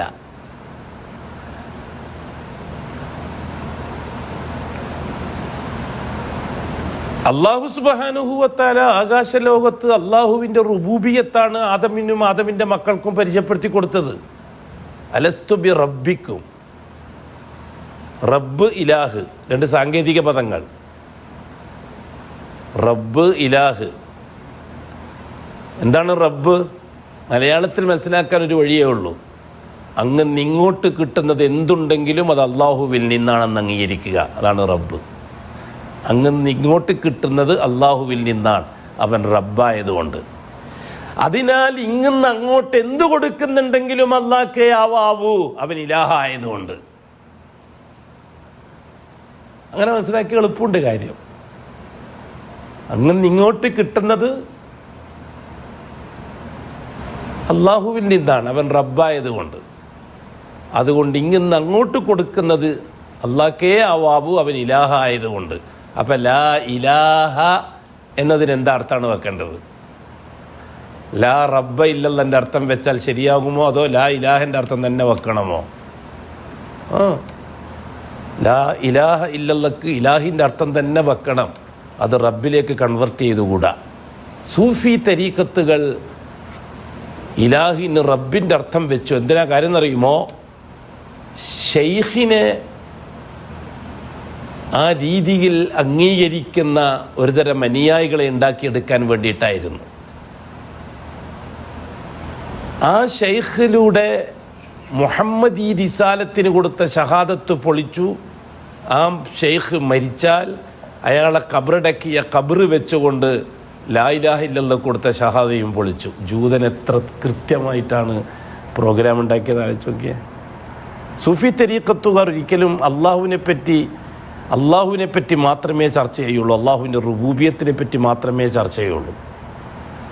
റുബൂബിയത്തിനെ ചർച്ച ചെയ്താൽ പിന്നെ അവർ ചർച്ച ചെയ്യുക മുഹമ്മദ് നബിൻ്റെ നുബുവത്തിനെ സംബന്ധിച്ചാണ്. ഈ മുഹമ്മദ് നബിൻ്റെ നുബുവത്ത് കൂടുതൽ അവർ പ്രസംഗിക്കൂല, അതിന് പകരം അവർ ഷെയ്ഖിനെ അവരോധിക്കുകയാണ് ചെയ്യുക. അങ്ങനെയാണ് സൂഫി തരീഖത്തുകൾ വന്നത്. മുഹമ്മദ് നബിക്ക് പകരം, മരിച്ചുപോയ മുഹമ്മദ് നബിക്ക് പകരം ജീവിച്ചിരിക്കുന്ന ഷെയ്ഖ്, എന്നാണ് സൂഫി സിദ്ധാന്തം. ഇത് ജൂതൻ്റെ ഒരു വലിയ പ്രോഗ്രാമാണ്. കാരണം ഈ ഷെയ്ഖ്, ഉദാഹരണത്തിന് എന്നോട് നേരിട്ട് അബുദാബിയിൽ നിന്നൊരു ഒരു ഒരു തരീഖത്തുകാരൻ എന്നോട് സംസാരിച്ച വിഷയമുണ്ട്. പറഞ്ഞത്, ഉദാഹരണത്തിന് നമുക്ക് ഖുർആൻ അനുസരിച്ച് അമൽ ചെയ്യണമെങ്കിൽ ജീവിച്ചിരിക്കുന്നൊരു ഷെയ്ഖ് വേണം. അത് ന്യായം. ലാ തർഫഉ അസ്വാത്തക്കും ഫൗഖ സൗത്തിൻ നബി. ആയത്തന്നെ ഒതിത്ത് എന്നോട് സംസാരിച്ചത്, നിങ്ങൾ പ്രവാചകൻ്റെ ശബ്ദത്തേക്കാൾ ഉയർത്തി സംസാരിക്കരുത്, നിങ്ങളെ ശബ്ദം ഉയർത്തരുത്, പ്രവാചകൻ്റെ ശബ്ദത്തേക്കാൾ നിങ്ങളെ ശബ്ദം ഉയരരുത്. അപ്പോൾ അദ്ദേഹം എന്നോട് ചോദിക്കുന്നു, അഷ്റഫുൽ വഫാത്തായി, ഇനി ആ അമല് നമ്മളെങ്ങനെയാണ് ചെയ്യുക? അതിൻ്റെ അപകടം നിങ്ങൾ മനസ്സിലാക്കണം. അഷ്റഫുൽ വഫാത്തായി, പക്ഷെ ഖുർആൻ അനുസരിച്ച് അമൽ ചെയ്യണമെങ്കിൽ അതിന് സ്ഥാനത്തൊരാൾ വേണം, അതാണ് ഷെയ്ഖ്. അപ്പോൾ ഷെയ്ഖിൻ്റെ മുമ്പിൽ ഷെയ്ഖിൻ്റെ ശബ്ദത്തേക്കാൾ കൂടുതൽ സംസാരിക്കാൻ പാടില്ല, അത് ശീലിക്കണം. എന്നാലേ മുഹമ്മദ് നബിയെ നബിയാക്കി അംഗീകരിച്ച ആളാവുള്ളൂ. അപകടം പിടിച്ച പലതും കടന്നു ചെന്നാൽ, സൂഫി തരീഖത്തിൻ്റെ ഉള്ളിലേക്ക് കടന്നു ചെന്നാൽ സുബ്ഹാനല്ലാഹ്, അപകടം പിടിച്ച പല മേഖലകളിലേക്കും കടന്നു ചെല്ലേണ്ടി വരും. അങ്ങനെ ഈ ഷെയ്ഖ് മുഹമ്മദ് മുസ്തഫ തങ്ങളെ അന്ന് സഹാബാക്കൾ ഏതുപോലെ സ്നേഹിച്ചോ അതേപോലെ മുരീദുകൾ ഈ ഷെയ്ഖിനെ സ്നേഹിക്കുന്നവരായി രൂപാന്തരപ്പെടും. അങ്ങനെ ഇരിക്കവേ ആ ഷെയ്ഖ് ഒരു ദിവസം മരി. അപ്പോൾ അതോടുകൂടി ഷെയ്ഖ് ജീവിച്ചിരിക്കുമ്പോൾ തന്നെ മുഹമ്മദി റിസാലത്തിന് കൊടുത്ത ഷഹാദത്ത് ബാത്തിലായി. അഷ്ഹദു അന്ന മുഹമ്മദർ റസൂലുള്ളാഹ്, അത് ബാത്തിലാക്കലാണ് ജൂതൻ്റെ ലക്ഷ്യം. ഇദ്ദേഹം മരിച്ച് ഇദ്ദേഹത്തിനെ കബറടക്കിയാൽ പിന്നെ ഈ മുരീദന്മാർ പോകുന്നത് ആരുടത്തേക്കായിരിക്കും? ഈ കബറിൻ്റെ അടുത്തേക്കായിരിക്കും. അതോടുകൂടി അപ്പം ജീവിച്ചിരിക്കുന്ന ഒരു ഖലീഫ വന്നാൽ ആ ഖലീഫാൻ്റെ നേതൃത്വത്തിലായിരിക്കും മുരീദന്മാർ മരിച്ചുപോയ ശൈഖിനെ കാണാൻ പോവുക. അതോടുകൂടി ലാ ഇലാഹ ഇല്ലല്ലാഹ് കൊടുത്ത ഷഹാദയും ബാത്തിലായി. ജൂതൻ ജയിച്ചു, നാം തോറ്റു. റബ്ബിനെയും ഇലാഹിനെയും വേർതിരിച്ച് മനസ്സിലാക്കാത്ത കാലത്തോളം കലിമത്തു ഷഹാദ മനസ്സിലാക്കാൻ കഴിയില്ല. നമ്മൾ ഷഹാദ കലിമത്തു ഷഹാദ എന്ന് പറഞ്ഞിട്ട് അതിനെ പകുതി മാറ്റി വെച്ചിട്ട് പകുതി മാത്രം ചർച്ച ചെയ്താൽ, ലാ ഇലാഹ ഇല്ലല്ലയിലെ ലാ ഇലാഹ മാറ്റി വെച്ചിട്ട് ഇല്ലല്ല ചർച്ച ചെയ്താൽ സൂഫിയത്തിലെത്തും, തരീഖത്തിലെത്തും. ലാ ഇലാഹ ഇല്ലല്ലയിലെ ലാ ഇലാഹ ചർച്ച ചെയ്തിട്ട് ഇല്ലല്ലയിലെത്തിയാൽ ഈജുഷ്യൻ സലാഹിയത്തിലെത്തും. ഇത് രണ്ടിൻ്റെ ഇടയിലാണ് സലഫിയത്ത്. ഇത് രണ്ടിൻ്റെ ഇടയിലാണ് സലഫിയത്ത്. അത് തിരിച്ചറിഞ്ഞേ പറ്റൂ, ആരെന്ത് പറഞ്ഞാലും. അല്ലാഹു സുബ്ഹാനഹു വ തആല ആകാശത്തിൽ വെച്ച് മനുഷ്യർക്ക് വേണ്ടി നടത്തിയ ചർച്ചയിൽ അല്ലാഹുവിൻ്റെ റുബൂബിയത്താണ് ചർച്ച ചെയ്യുന്നത്. എന്നിട്ട് അല്ലാഹു സുബ്ഹാനഹു വ തആല നമുക്ക് പരിചയപ്പെടുത്തി തന്നു, ഫശഹിദിന ഷഹിദിന ഖാലു ബലാ ഷഹിദിന, ഞങ്ങളത് ജീവിച്ച് തെളിയിക്കാൻ തയ്യാറാണ്. അല്ലാഹു കൊടുത്ത കരാറാണ്. എങ്ങനെ എങ്ങനെ എങ്ങനെ തെളിയിക്കാൻ? ഭൂമിയിലെത്തിയാൽ. ഭൂമിയിലേക്ക് വേണ്ടി സൃഷ്ടിച്ചതാണല്ലോ മനുഷ്യനെ, ആകാശത്തിന് വേണ്ടി സൃഷ്ടിച്ചതല്ലല്ലോ. മലക്കുകളല്ലേ ആകാശവാസികൾ, ഭൂമിയിൽ മനുഷ്യൻ ഭൂമിവാസികളല്ലേ, പക്ഷെ സൃഷ്ടിച്ചത് ആകാശത്തിലല്ലേ.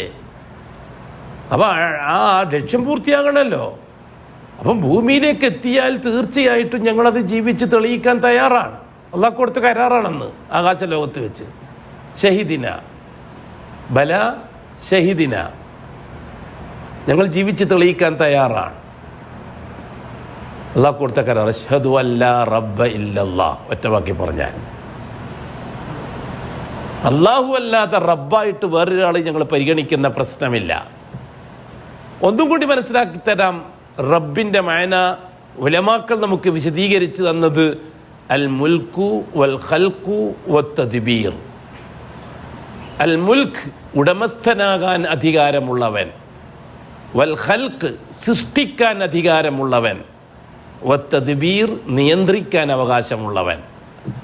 അപ്പോൾ ഉടമസ്ഥതാധികാരം, നിർമ്മാണാധികാരം, നിയന്ത്രണാധികാരം, ഇത് മൂന്നും ഏതൊരുവനിലാണോ അവൻ്റെ പേരാണ് റബ്ബ്.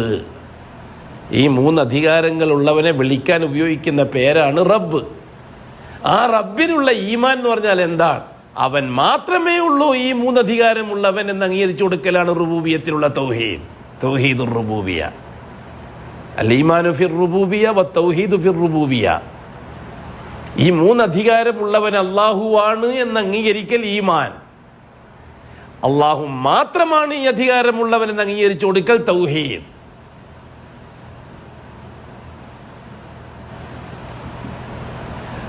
ഈ കരാർ ആകാശലോകത്ത് വെച്ച് നടത്തി, ആകാശലോകത്ത് ബാക്കിയുള്ള ജോലികളൊക്കെ പൂർത്തിയാക്കി ഹവ്വാവിനെ നിർമ്മിച്ചു.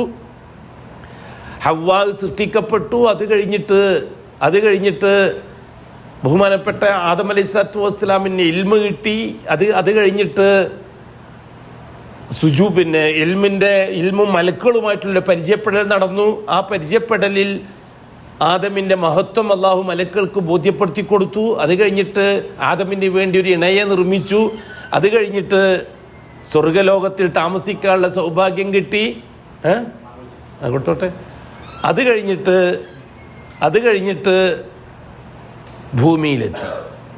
ഭൂമിയിലെത്തിയ സന്ദർഭത്തിലും റുബൂബിയത്താണ് ചർച്ച. ഭൂമിയിൽ താമസിക്കാൻ തുടങ്ങിയ ആദ്യ കാലഘട്ടത്തിൽ റുബൂബിയത്താണ് ചർച്ച. ആദം അലൈഹിസ്സലാത്തു വസ്സലാം ഹവ്വാവും ഭൂമിയിൽ താമസിക്കുന്ന സമയത്ത് റുബൂബിയത്താണ് ചർച്ച, ഉലൂഹിയത്ത് ചർച്ചയിലില്ല. ആദം അലൈഹിസ്സലാത്തു വസ്സലാമിന് മക്കളുണ്ടായി. 1 തലമുറ, 2 തലമുറ, 3 തലമുറ, മക്കള്, അങ്ങനെ 10 തലമുറ വരെയും ഉലൂഹിയത്ത് ചർച്ചയില്ല. റുബൂബിയത്താണ്. ആകാശത്തിൽ കിട്ടിയ ഇൽമനുസരിച്ചാണ് ജീവിക്കുന്നവര്. ബാപ്പാക്ക് ആകാശത്തിൽ വെച്ച് കിട്ടിയ തർബിയത്താണ് ഇപ്പോൾ മക്കൾ ശീലിച്ചുകൊണ്ടിരിക്കുന്നത്. അതാണ് മക്കളിലേക്ക് വരുന്നത്. അത് ഓരോ നേതൃത്വം ഓരോരാൾക്ക് നഷ്ടപ്പെടുമ്പോൾ വേറൊരാളെ കൊണ്ടുവരുന്നു. ആദം അലൈഹിസ്സലാത്തു വസ്സലാം മരിച്ചപ്പോൾ ആദം അലൈഹിസ്സലാത്തു വസ്സലാമിൻ്റെ ഒരു മകൻ ശീസ് അലൈഹിസ്സലാത്തു വസ്സലാമിന് തർബിയത്ത് കൊടുക്കുന്നു, നുബുവത്ത് കൊടുക്കുന്നു അല്ലാഹു തആല. അത് കഴിഞ്ഞിട്ട് ഇദ്രീസ് നബിക്ക് നുബുവത്ത് കൊടുക്കുന്നു. എന്തിന്? ഈ ആകാശ ലോകത്ത് വെച്ച് കിട്ടിയ അറിവ് മക്കൾക്കും പരിചയപ്പെടുത്തി കൊടുക്കാൻ, തർബിയത്ത് കൊടുക്കാൻ. അള്ളാഹു റബ്ബാണ് കേട്ടോ, എല്ലാം നമുക്ക് കിട്ടുന്ന അള്ളാഹുവിൽ നിന്നാണ് കേട്ടോ. അല്ലാത്ത ഒന്നിന്റെ ചർച്ച ആരംഭിച്ചിട്ടില്ല. റസൂലുള്ളാഹി തങ്ങൾ വെറുതെ പറഞ്ഞതല്ലല്ലോ. ആദം നബി അലൈഹിസ്സലാത്തു വസ്സലാമിന്റെ പേരക്കുട്ടികൾ 10 തലമുറ മുഴുവനും തൗഹീദിലാണ് എന്ന്. 10 തലമുറ തൗഹീദിലാണെന്ന് പറഞ്ഞതിന്റെ അർത്ഥം എന്താ? വേറെ ചർച്ചകൾക്കൊന്നും ആവശ്യം വന്നിട്ടില്ല. ആ 10 തലമുറകൾ കഴിഞ്ഞതിന് ശേഷം 11ാമത്തെ തലമുറ 5 വലിയകളുടെ ജാറവുമായി ബന്ധപ്പെട്ട് അള്ളാഹുവിൻ്റെ റുബൂബിയത്ത്, റബ്ബായ അള്ളാഹുവിനെ പ്രാപിക്കാൻ അള്ളാഹു അല്ലാത്ത മഹാന്മാരുടെയും കൂടി ആവശ്യമാണ് എന്ന് വന്നപ്പോഴാണ് ഉലൂഹിയത്ത് ചർച്ചയിലേക്ക് വന്നത്. അപ്പോൾ ഇലാഹ് എന്ന് പറഞ്ഞാൽ വസീത്, ഇടയാള്, അള്ളാഹുവിനെ കിട്ടാൻ ഇടക്ക് നിർത്തുന്നവർ, ഇതാ ഇലാഹ്. അതെന്തു ആവാം. ജീവിച്ചിരിക്കുന്ന ജിന്നുകളാവാം, മരിച്ചുപോയ വലിയുകളാവാം, ദീനാറോ ദിർഹമോ ആവാം, എന്തു ആവാം. അള്ളാഹിനെ കിട്ടാൻ ഇടയ്ക്ക് ഇന്ന ആവശ്യമുണ്ട്. അവിടെയാണ് ഇലാഹ് വരുന്നത്. അവിടെയാണ് ഇലാഹ് ഉലൂഹിയത്തിൻ്റെ ചർച്ച വരുന്നത്. ഈ രീതിയിൽ ആദ്യം വന്നത് ദീനാറും ദിർഹമോ ജിന്നോ അല്ല. ജിന്നായിട്ടില്ലല്ലോ. ജിന്ന് വരണത്രയല്ലേ. ഇബ്ലീസിന് മക്കളുണ്ടായല്ലേ ജിന്നുണ്ടാവുള്ളൂ. പിന്നെ കുറേ ആൾക്കാർ ഇപ്പം ഇബ്ലീസിൻ്റെ മക്കളെയും കൊണ്ട് നടക്കാൻ വേണ്ടി തുടങ്ങിയപ്പോൾ നമ്മൾ ഉത്തരവാദിയല്ലല്ലോ. അങ്ങനെ അള്ളാഹു തആല അങ്ങനെ ആരെയും ഏൽപ്പിച്ചിട്ടുമില്ല. ഇബ്ലീസിൻ്റെ മക്കളൊന്നും ശ്രദ്ധിച്ചേക്കണം കേട്ടോ എന്ന് ആരെങ്കിലും ഏൽപ്പിച്ചിട്ടുണ്ടോ? അള്ളാഹു തആല ആരെയും ഏൽപ്പിച്ചിട്ടില്ല. ഏതെങ്കിലും നബിമാരെ ഏൽപ്പിച്ചിട്ടുണ്ടോ ഈ മക്കളെ നോക്കിക്കൊള്ളാം കേട്ടോ എന്ന്?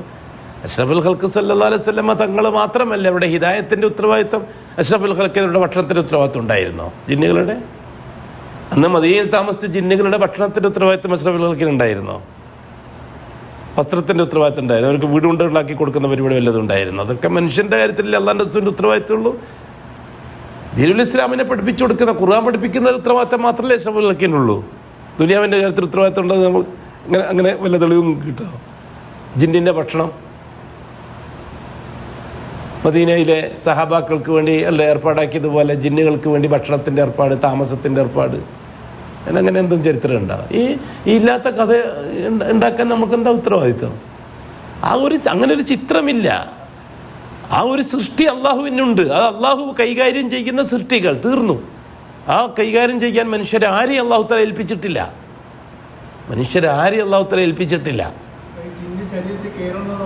അത് വേറെ വിഷയങ്ങളാണ്. അത് ഇതുമായിട്ട് ബന്ധപ്പെട്ട വിഷയമല്ല. അതൊക്കെ മനുഷ്യൻ്റെ മനസ്സുമായിട്ട് ബന്ധപ്പെട്ട ചില രോഗങ്ങളുമായിട്ട് ബന്ധപ്പെട്ട വിഷയങ്ങളാണ്. രോഗങ്ങൾ ചർച്ച ചെയ്യുമ്പോഴാണ് അത്തരം കാര്യങ്ങൾ നമ്മൾ ചർച്ച ചെയ്യുക. രോഗങ്ങൾ ചർച്ച ചെയ്യുമ്പോൾ രോഗം 2 തരമാണ്. ഒന്ന്, വിഷലിപ്തമായ വസ്തുക്കൾ ഉപയോഗിക്കുക വഴി ശരീരത്തിനുണ്ടാകുന്ന ഡാമേജിനാണ് രോഗം എന്ന് പറയുന്നത്. ഔ ബിലംസി ഷൈത്താൻ, അല്ലെങ്കിൽ ഷൈത്താൻ്റെ സ്പർശനത്തിലൂടെ ഉണ്ടാകുന്ന ശരീരത്തിൻ്റെ അവയവങ്ങൾക്ക് ഉണ്ടാകുന്ന ഡാമേജുകൾക്കാണ് രോഗം എന്ന് പറയുന്നത്. ആ രോഗം ചർച്ച ചെയ്യുന്നിടത്താണ് ഈ പരിപാടികളൊക്കെ ചർച്ചയിലേക്ക് വരുന്നത്. അതും ഷൈത്താൻ മാത്രമാണ്. അവിടെ ജിന്നുകളുമായിട്ട് എന്താ ബന്ധത്തിന്? ജിന്ന് കയറുക, ഷൈത്താൻ കയറും, അതിന് ചർച്ച വേറെയാണ്. ഈ ഷൈത്താൻ നമ്മൾ തമ്മിൽ എന്താണ് ബന്ധം? നമ്മൾ 24 മണിക്കൂർ അഊദുബില്ലാഹി മിനശ് ശൈത്വാനിർ റജീം പറഞ്ഞിട്ട് നടക്കുന്ന നമ്മൾ സ്റ്റേജിൽ കയറിയിട്ട് ശൈത്താനെ പ്രസംഗിക്കാൻ തുടങ്ങിക്കഴിഞ്ഞുള്ള അവസ്ഥ ഒന്ന് ആലോചിച്ച് നോക്കിയാൽ. ജിന്നുകളുടെ ചർച്ചയിലില്ലല്ലോ. ജിന്നുകൾ എന്ന് ആര് പറഞ്ഞു? ഷൈത്താനെ ശ്രദ്ധിക്കുക. അലംസി ഷൈത്താൻ ഔ ബിലംസി ഷൈത്താൻ. ഷൈത്താന്റെ സ്പർശനം കൊണ്ട് ശരീരത്തിന്റെ അവയവങ്ങൾക്ക് ഡാമേജുകൾ ഉണ്ടാവാം. അതൊക്കെ ചർച്ച ചെയ്യേണ്ട വിഷയങ്ങളാണ്. അല്ലാഹു സുബ്ഹാനഹു വ തആല ഏർപ്പെടുത്തിയ ഒരുപാട് സംഭവങ്ങൾ നമുക്ക് അഷ്റഫുൽ ഖൽഖിലൂടെ മനസ്സിലാക്കി എടുക്കാൻ പറ്റും. അതിനുള്ള ചികിത്സ എന്താണെന്ന് പഠിപ്പിച്ചു തന്നിട്ടുണ്ട്. അതിനുള്ള ചികിത്സ എന്താ? റുഖ, അദ്ദുആ മാത്രം. വേറൊരു പരിപാടി നടക്കൂല. കാരണങ്ങൾ അറിയുന്ന രോഗമാണെങ്കിൽ ഡോക്ടർക്ക് പോകാം. കാരണങ്ങൾ അറിയാത്ത രോഗമാണെങ്കിൽ തങ്ങളടുത്ത് പോകണ്ട, അള്ളാഹുമായിട്ട് ദുആ ചെയ്യുക. തീർന്നു കഥ. അവിടെയാണ് പ്രശ്നം.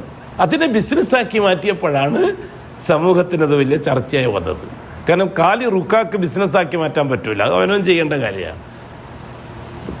റബ്ബി ഇന്നി അഊദു ബിക റബ്ബി ഇന്നി അഊദു ബിക മിൻ ഹമസാത്തി ശയാത്തീൻ വഅഊദു ബിക റബ്ബി അൻ യഹ്ദുറൂൻ. അള്ളാഹ് എന്നെ പഠിപ്പിച്ചിട്ടുണ്ട് ദ്വാരക്കേണ്ടത് എങ്ങനെയാണ്. ഹമസാത്തി ശയാത്തീൻ മിൻ ഹംസിഹി വനഫ്ഖിഹി വനഫ്സിഹി. അതൊക്കെ കൃത്യമായി പഠിച്ചാൽ തന്നെ നമുക്ക് ആ കാര്യം ബോധ്യപ്പെടുന്നതാണ്. മുഅ്മിനീങ്ങൾക്ക് എന്താണ് ശൈത്താനെ പേടിക്കേണ്ട ആവശ്യം? അല്ലാഹു സുബ്ഹാനഹു വ തആല ഭൂമിയിൽ ജീവിക്കുന്ന മനുഷ്യരുടെ കാര്യത്തിൽ 10 തലമുറ, അന്ന് വേറെ ആരെ കാര്യം ശ്രദ്ധിക്കേണ്ട ആവശ്യമില്ല. 10ാമത്തെ 11ാമത്തെ തലമുറ ജാറത്തിലെത്തിയപ്പോൾ, ദർഗയിലെത്തിയപ്പോഴാണ് നൂഹ് നബി അലൈഹി സ്വലാത്തു വസ്സലാമിനെ റസൂലാക്കി നിയോഗിക്കേണ്ടി വന്നത്. ആ നൂഹ് നബി അലൈഹി സ്വലാത്തു വസ്സലാം അന്നത്തെ ജനങ്ങളോട് പറഞ്ഞത് എന്താണ്? മാലക്കും മിൻ ഇലാഹിൻ ഗൈറു. അവിടെ മാലക്കും മിൻ റബ്ബിൻ ഗൈറുഹു എന്നല്ല പറഞ്ഞത്, മാലക്കും മിൻ ഇലാഹിൻ ഗൈറു. അവിടെയാണ് ഉലൂഹിയത്തിന്റെ ചർച്ച വരുന്നത്. മാലക്കും നിങ്ങൾക്കില്ല, മിൻ ഇലാഹിൻ മറ്റൊരു ഇലാഹ്, ഗൈറുഹു അല്ലാഹു അല്ലാത്ത വേറൊരു ഇലാഹ് നിങ്ങൾക്കില്ല എന്ന ആ ഉലൂഹിയത്തിന്റെ ചർച്ച, അഥവാ ലാ ഇലാഹ ഇല്ലല്ലാഹ് എന്ന ചർച്ച നൂഹ് നബിന്റെ കാലം മുതലാണ് ആരംഭിക്കുന്നത്. സഹീഹായ ഹദീസിൽ റസൂലുള്ളാഹി തങ്ങൾ ശഫാഅത്തുമായി ബന്ധപ്പെട്ട വിഷയത്തിൽ അങ്ങനെ ഒരു ചർച്ച നടന്നിട്ടുണ്ടല്ലോ. ശഫാഅത്തുമായി ബന്ധപ്പെട്ട വിഷയത്തിൽ നൂഹ് നബി അലൈഹി സ്വലാത്തു വസ്സലാമിന്റെ പോരിശ പറയുന്ന കൂട്ടത്തിൽ ഒന്നാമത് പറഞ്ഞത് എന്താണ്? ഭൂലോകത്ത് ആദ്യമായിട്ട് ലാ ഇലാഹ ഇല്ലല്ലാഹ് പറഞ്ഞ ആള് നൂഹ് നബി അലൈഹി സ്വലാത്തു വസ്സലാം ആണെന്നല്ലേ. ലോകത്ത് ആദ്യം, അതിന് മുമ്പ് മനുഷ്യൻ ജീവിച്ചിട്ടുണ്ടല്ലോ ഇവിടെ. ആദം നബി മുതൽ നൂഹ് നബി വരെയുള്ള ഏതാണ്ട് 3000 കൊല്ലത്തോളം ജനങ്ങൾ ജീവിച്ചിട്ടില്ലേ മക്കളൊക്കെ ആയിട്ട്. പക്ഷെ നൂഹ് നബി മാത്രം ലാ ഇലാഹ, അപ്പോഴാണ് ആവശ്യമായി വന്നത്. അള്ളാഹു റബ്ബാണെന്ന് അംഗീകരിക്കുന്നതിനപ്പുറം അള്ളാഹുവിനെ കിട്ടാൻ മറ്റു ചിലർ ആവശ്യമുണ്ട് എന്ന ചിന്താഗതി വരുമ്പോഴാണ് റസൂൽ നിയോഗിക്കപ്പെട്ടത്. ഇപ്പൊ നൂഹ് നബി അലൈഹി സ്വലാത്തു വസ്സലാമാണ് ആദ്യമായി ദർഗകളെ, ജാറങ്ങളെ എതിർത്തുകൊണ്ട് റസൂലായിട്ട് വന്നത്. ഇനി ഇങ്ങോട്ട് പോവാ, ബഹുമാനപ്പെട്ട അഷ്റഫുൽ ഖൽഖ് സ്വല്ലല്ലാഹു അലൈഹി വസല്ലം തങ്ങളുടെ കാലഘട്ടത്തിലേക്ക് വാ. ആദ്യത്തെ റസൂല് ബഹുമാനപ്പെട്ട നൂഹ് നബി, 313ാമത്തെ റസൂല് ബഹുമാനപ്പെട്ട അഷ്റഫുൽ ഖൽഖ് സ്വല്ലല്ലാഹു അലൈഹി വസല്ലം. സംശയമില്ലാത്ത കാര്യമാണല്ലോ അത്. അതേസമയത്ത് 1,24,000 നബിമാരില്ലേ? 1,24,000 നബിമാരെ കൂട്ടത്തിലാണ് ഈ 313 മുർസലീങ്ങൾ. ആ ഡിഫറൻറ്റ് എന്താണ് മനസ്സിലാക്കാത്തത്? 1,24,000 നബിമാർ, അതിൽ 313 മുർസലീങ്ങൾ. അപ്പോൾ 1,24,000 നബിമാരുടെ ജോലി എന്താണ്? ഭൂമിയിൽ ജീവിക്കുന്ന മുസ്ലിമീങ്ങൾക്ക് തർബിയത്ത് കൊടുക്കലാണ്. പിന്നെ ഇടയ്ക്ക് റസൂല് വരേണ്ടി വരുന്നത് അമ്മുസ്ലിമീങ്ങൾ ജാറത്തിലേക്ക് പോകാൻ തുടങ്ങുമ്പോൾ അത് തിരുത്താനാണ് റസൂല് വരേണ്ടി വന്നത്. അപ്പം അത് വളരെ കുറച്ചേ ഉണ്ടായിട്ടുള്ളൂ. 313 മുർസലീൻ ചിൽഡ്രൻ. 1,24,000 നബിമാരെ കൂട്ടത്തിൽ 313 റസൂൽ ഒന്നുമല്ല. പക്ഷെ അതിൻ്റെ കാരണം ഇതാണ്, നബിമാരുടെ ജോലി അള്ളാഹുവിൻ്റെ റുബൂബിയത്ത് പറഞ്ഞ് ബോധ്യപ്പെടുത്തി കൊടുക്കലാണ്. മുൻപ് വന്ന റസൂല്, ആ റസൂല് പഠിപ്പിച്ചു കൊടുത്തതനുസരിച്ച് ജീവിക്കാനുള്ള പരിശീലനവും അറിവും പറഞ്ഞു കൊടുക്കലാണ് നബിമാരുടെ ജോലി. അങ്ങനെ ആ നബിമാർ 1, 2, 3, 100 നബിമാർ മരിക്കുമ്പോൾ അടുത്ത തലമുറ വീണ്ടും നൂഹ് നബിന്റെ കാലഘട്ടം പോലെ ദർഗയിലേക്ക് പോകാൻ തുടങ്ങും. അപ്പം വീണ്ടും ഒരു റസൂലിലേക്ക് അല്ലാഹു തആല. അപ്പോൾ ഒരു 1000-ഓ 5000-ഓ നബിമാര് ജീവിച്ച് കഴിയുമ്പോഴാണ് ഒരു റസൂല് വരേണ്ടി വരുന്നത്. ശരിക്കും ശ്രദ്ധിക്കണം ഈ പറയുന്നത്. എത്രയോ 100-ഓ 200-ഓ 1000-ഓ 5000-ഓ നബിമാര് ജീവിച്ച് കഴിയുമ്പോഴാണ് ഒരു റസൂല് വരുന്നത്. 5000 നബിമാരെ കാലം പ്യൂർ മുസ്ലിമീങ്ങളാണ്, മുവഹിദീങ്ങൾ, അള്ളാഹു മാത്രം. 5000 നബിമാർ, ഞാൻ ഉദാഹരണം പറഞ്ഞാണ് 5000. 5000 നബിമാർ ജീവിച്ചിരിക്കുന്ന സമയത്ത് പ്രശ്നങ്ങളൊന്നുമില്ല. കാരണം അതിനു മുമ്പ് വന്ന റസൂൽ പഠിപ്പിച്ച ദീൻ നിലവിലുണ്ട്. എന്താണ് ദീൻ? അള്ളാഹുവിന് പകരം വേറെ ആരെയും പറ്റൂല, വേറെ ഒന്നുമില്ല. ദീന്റെ അടിസ്ഥാനം അതാ, ലാ ഇലാഹ ഇല്ലാ മഅബൂദ്. അള്ളാഹു അല്ലാത്ത ഒന്നിനെ പറ്റിയും ചർച്ചയില്ല. ഇല്ലല്ലാഹ്, ചർച്ച അള്ളാഹുവിനെ പറ്റി മാത്രം. 5000 നബിമാരിങ്ങനെ ഒരാൾ മരിച്ചു തീരും. നബിമാരില്ലാത്തൊരു ഗ്യാപ്പ് വരും. ആ ഗ്യാപ്പിൽ ഷൈത്താൻ കടക്കും, നൂഹ് നബിൻ്റെ കാലത്തുള്ള ദർഗകൾ പരിചയപ്പെടുത്തി കൊടുക്കും. അപ്പോൾ അതിനോടനുബന്ധമായി ജീവിച്ചിരിക്കുന്ന, ഇപ്പോൾ ജീവിച്ച് മരിച്ചുപോയ മഹാന്മാരുടെ ദർഗകളും അതിൻ്റെ ഒക്കെ അഫിലിയേറ്റ് ചെയ്ത് കൊടുക്കും, അതിൻ്റെ ഒന്നിച്ച് ഐഡ് ചെയ്ത് കൊടുക്കും. അപ്പം സ്വാഭാവികമായിട്ടും ഈ മുസ്ലിമീങ്ങൾ നിസ്കരിക്കും, നോമ്പ് വെക്കും, ആ റസൂൽ പഠിപ്പിച്ചതനുസരിച്ച്. ഒപ്പം തൊട്ടടുത്തുള്ള ജാറത്തിൽ പോയിട്ട് ബിജാഹി ഒ ബർക്കത്തിയും പറയും. അത് രൂക്ഷമായി വരുമ്പോൾ അള്ളാഹു കോപിക്കും. അള്ളാഹുവിൻ്റെ അധികാരം മറ്റൊരാൾക്ക് കൊടുക്കുമ്പോൾ അള്ളാഹു കോപിക്കും. ആ സന്ദർഭത്തിലായിരിക്കും അള്ളാഹു താല അടുത്ത റസൂലിനെ നിയോഗിക്കുന്നുണ്ടാകുക. റസൂല് വരുന്നത് ഒരിക്കലും ദീൻ പഠിപ്പിക്കാനല്ല, മറിച്ച് അള്ളാഹു മാത്രമേ പറ്റുള്ളൂ എന്ന് മുന്നറിയിപ്പ് കൊടുക്കാനാണ്. ആദ്യത്തെ നബി പറഞ്ഞ വാക്കെന്നെ ശ്രദ്ധിക്കരുതോ? ഇന്നാ അർസൽനാ നൂഹൻ ഇലാ ഖൗമിഹി അൻ അൻദിർ ഖൗമക മിൻ ഖബ്ലി അൻ യഅതിയഹും അദാബുൻ അലീം. ആദ്യത്തെ റസൂലിന്റെ പ്രസംഗമാണത്. ആദ്യത്തെ റസൂൽ. അതിൽ നിന്ന് മനസ്സിലാക്കാമല്ലോ നമുക്ക് ഓരോ കാലഘട്ടത്തിലും റസൂൽ എന്തിനാണ് വരുന്നത് എന്ന്. റസൂല് വരുന്നത് ചൊക്കെ മുത്തേ കരളെ മാങ്ങയെന്ന് വിളിക്കാനല്ല, അത് നബിമാരെ ജോലിയാണ്. മോനെ, പൊന്നുമോനെ, തിരിച്ചപ്പെട്ട മോനെ എന്നൊക്കെ പറഞ്ഞിട്ട് ഇങ്ങനെ സോപ്പിട്ടിട്ട് അമലുകൾ ചെയ്യിപ്പിക്കാനുള്ളത് നബിമാരെ ജോലിയാണ്. കാരണം ആ കാലഘട്ടത്തിലൊന്നും ഈ ജാറുമായിട്ട് ബന്ധം ജനങ്ങൾക്ക് ഉണ്ടാവില്ല. അതിനു മുമ്പ് റസൂൽ പഠിപ്പിച്ച റിസാലത്തനുസരിച്ചുള്ള ഇൽമും അമലുമാണ് നിലവിലുള്ളത്. റസൂല് വരേണ്ടി വരുന്ന എപ്പോഴായിരിക്കും? ആ കൗമിനോട് അള്ളാഹു തആലക്ക് ദേഷ്യം പിടിക്കുമ്പോൾ. അവരെ ഒന്നിക്ക് തിരിച്ചു കൊണ്ടുവരണം, അല്ലെങ്കിൽ കടുത്ത രീതിയിൽ ശിക്ഷിക്കണം. അപ്പോൾ ആദ്യത്തെ റസൂലിനോട് പറഞ്ഞ വാക്കിന് സാക്ഷിയാണ്. ഇന്നാ അർസൽനാ, തീർച്ചയായും നാം നിയോഗിച്ചു, നൂഹിനെ ഇലാ ഖൗമിഹി, നൂഹിൻ്റെ കൗമിലേക്ക്. ആരാ നൂഹിൻ്റെ കൗമ്? 5 ജാറങ്ങൾ വെച്ചുകൊണ്ട് ദീൻ ഫസാദാക്കിയ കൗമ്. വേറൊരു ചരിത്രത്തിൽ വേറെ ഒന്നും കാണൂല ആ കൗമിനെ പറ്റി. ആ കൗമിനെ പറ്റി വേറെ ഒരു തെറ്റ് ചെയ്തതായിട്ടും തെളിയിക്കാൻ കഴിയില്ല. ഈ 5 വദ്, സുവാഹ്, യഊഖ്, യഹൂസ്, നസ്ർ പറഞ്ഞ ഈ 5 മഹാന്മാരായ ഔലിയാക്കളുടെ ജാറങ്ങൾ കെട്ടി ആ ജാറത്തിൽ പോയി ഇലാ ഹദ്റത്തി പറഞ്ഞ് ജാഹ് ബർക്കത്ത് പറഞ്ഞതല്ലാത്ത വേറൊരു തെറ്റ് നൂഹിൻ്റെ കൗമ് ചെയ്തതായിട്ട് തെളിയിക്കാൻ കഴിയില്ല. ആ കൗമിനെ പറ്റിയാണ് അല്ലാഹു തആല പറയുന്നത്, അൻഅൻദിർ ഖൗമക്, ഓ നൂഹ്, നിങ്ങളെ കൗമിന് നിങ്ങൾ മുന്നറിയിപ്പ് കൊടുക്കണം. മിൻ ഖബ്ലി അൻ യഅതിയഹും അദാബുൻ അലീം, വേദനാജനകമായ ശിക്ഷ അവരെ പിടികൂടുന്നതിനു മുമ്പ്. എത്ര കടുപ്പത്തിലാണ് അല്ലാഹു സുബ്ഹാനഹു വ തആല നൂഹ് നബിയെ കൊണ്ട് പറയിപ്പിക്കുന്നത്. അപ്പം നൂഹ് നബിൻ്റെ റിസാലത്ത് മുന്നറിയിപ്പ് കൊടുക്കാനാണ്. തെറ്റ് ചെയ്തവർക്ക് മുന്നറിയിപ്പായിട്ടാണ് റസൂലുകൾ വരുന്നത്. അല്ലെങ്കിൽ ഇതിൻ്റെ ഒക്കെ അർത്ഥം എന്താണ്? ഇതെന്താ ആരും പറയാത്തത്? എന്താ വിശദീകരിക്കാത്തത്? തുടക്കത്തിലേ വിശദീകരിക്കരുതോ? നബിയെ വിശദീകരിക്കുക, റസൂലിനെ വിശദീകരിക്കുക, എന്നിട്ട് ഇസ്ലാമിനെയും വിശദീകരിക്കുക. ഇതെവിടുന്ന് തുടങ്ങി? ആദം നബിൻ്റെ ജോലി എന്തായിരുന്നു? ശീസ് നബിൻ്റെ ജോലി എന്തായിരുന്നു? ഇദ്രീസ് നബിൻ്റെ ജോലി എന്തായിരുന്നു?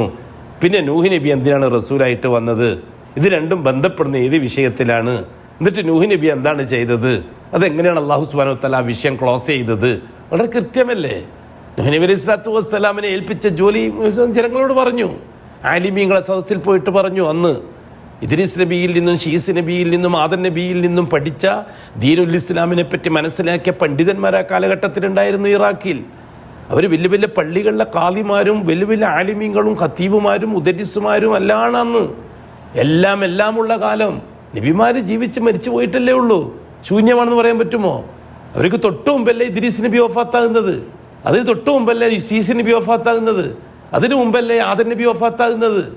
അത് കഴിഞ്ഞിട്ട് വദ് വഫാത്താകുന്നത്, സുവാഹ് വഫാത്താകുന്നത്? ഇതൊക്കെ അടുത്ത കാലത്തല്ലേ. അപ്പോൾ ഒരു ദിവസം കൊണ്ടെല്ലാം അങ്ങ് തേഞ്ഞു മാഞ്ഞു പോയി എന്ന് പറയാൻ പറ്റുമോ? 1400 കൊല്ലമായില്ലേ അഷ്റഫുൽ ഹഖ് വഫാത്തായിട്ട്? ഇന്നും ഈ ദീനുൽ ഇസ്ലാം അഷ്റഫുൽ ഹഖിൻ്റെ കാലഘട്ടത്തിലുള്ളത് ഒന്നും കൂടാതെ കുറയാതെ മായാതെ നിലനിൽക്കുന്നുണ്ടല്ലോ 1500 കൊല്ലം കഴിഞ്ഞിട്ടും. എങ്കിൽ പിന്നെ ഒരു 200-300 കൊല്ലത്തിൻ്റെ ഗ്യാപ്പിലാണോ ദീനുൽ ഇസ്ലാം 100% ബാത്തിലേക്ക് പോക്ക്? ഇവിടെ നൂഹ് നബി അലൈഹി സ്വലാത്തു വസ്സലാം റസൂലായിട്ട് വന്ന ആ ജോലിയെ പറ്റിയാണ് നമ്മൾ പഠിക്കേണ്ടത്. അതാണ് റിസാലത്തിന്റെ ഉത്തരവാദിത്തം. മുഹമ്മദ് മുസ്തഫ സല്ലല്ലാഹു അലൈഹി വസല്ലം നബിയുമാണ് റസൂലുമാണ്. നൂഹ് നബി നബിയുമാണ് റസൂലുമാണ്. കാരണം നൂഹ് നബി അലൈഹി സ്വലാത്തു വസ്സലാം നുബുവത്ത് കൊണ്ട് ജനങ്ങൾക്ക് തർബിയത്ത് കൊടുക്കുന്നവരാണ്.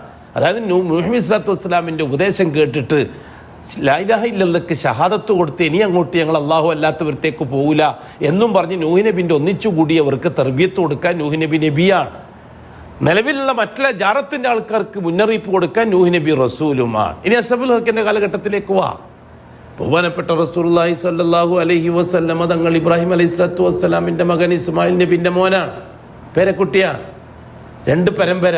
ഒന്ന് ഇബ്രാഹിം നബിൻ്റെ മകൻ ഇസ്ഹാഖ് നബിൻ്റെ പേരക്കുട്ടികളായ ഇസ്രായേൽ സമൂഹം, യാക്കൂബ് നബിൻ്റെ മക്കൾ. ഇസ്രായേലിയർ എന്ന് പറഞ്ഞാൽ യാക്കൂബ് നബിൻ്റെ മക്കൾ.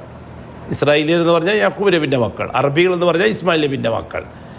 ഇസ്മായിൽ നബി അലൈഹി സ്വലാത്തു വസ്സലാമിൻ്റെ കാലത്തിന് ശേഷം ഏതാണ്ട് ഒരു 4000-ഓളം കൊല്ലം കഴിഞ്ഞിട്ടാണ് മുഹമ്മദ് മുസ്തഫ സല്ലല്ലാഹു അലൈഹി വസല്ലം തങ്ങൾ ജനിക്കുന്നത്. ഇബ്രാഹിം നബിക്ക് ശേഷം 4500 കൊല്ലം കഴിഞ്ഞിട്ടാണ് ബഹുമാനപ്പെട്ട അഷ്റഫുകൾക്ക് ജനിക്കുന്നത്. ഇബ്രാഹിം നബി അലൈഹി സ്വലാത്തു വസ്സലാം ജീവിച്ചത് BC 4000 പറയുന്നു. അങ്ങനെയാണെങ്കിൽ AD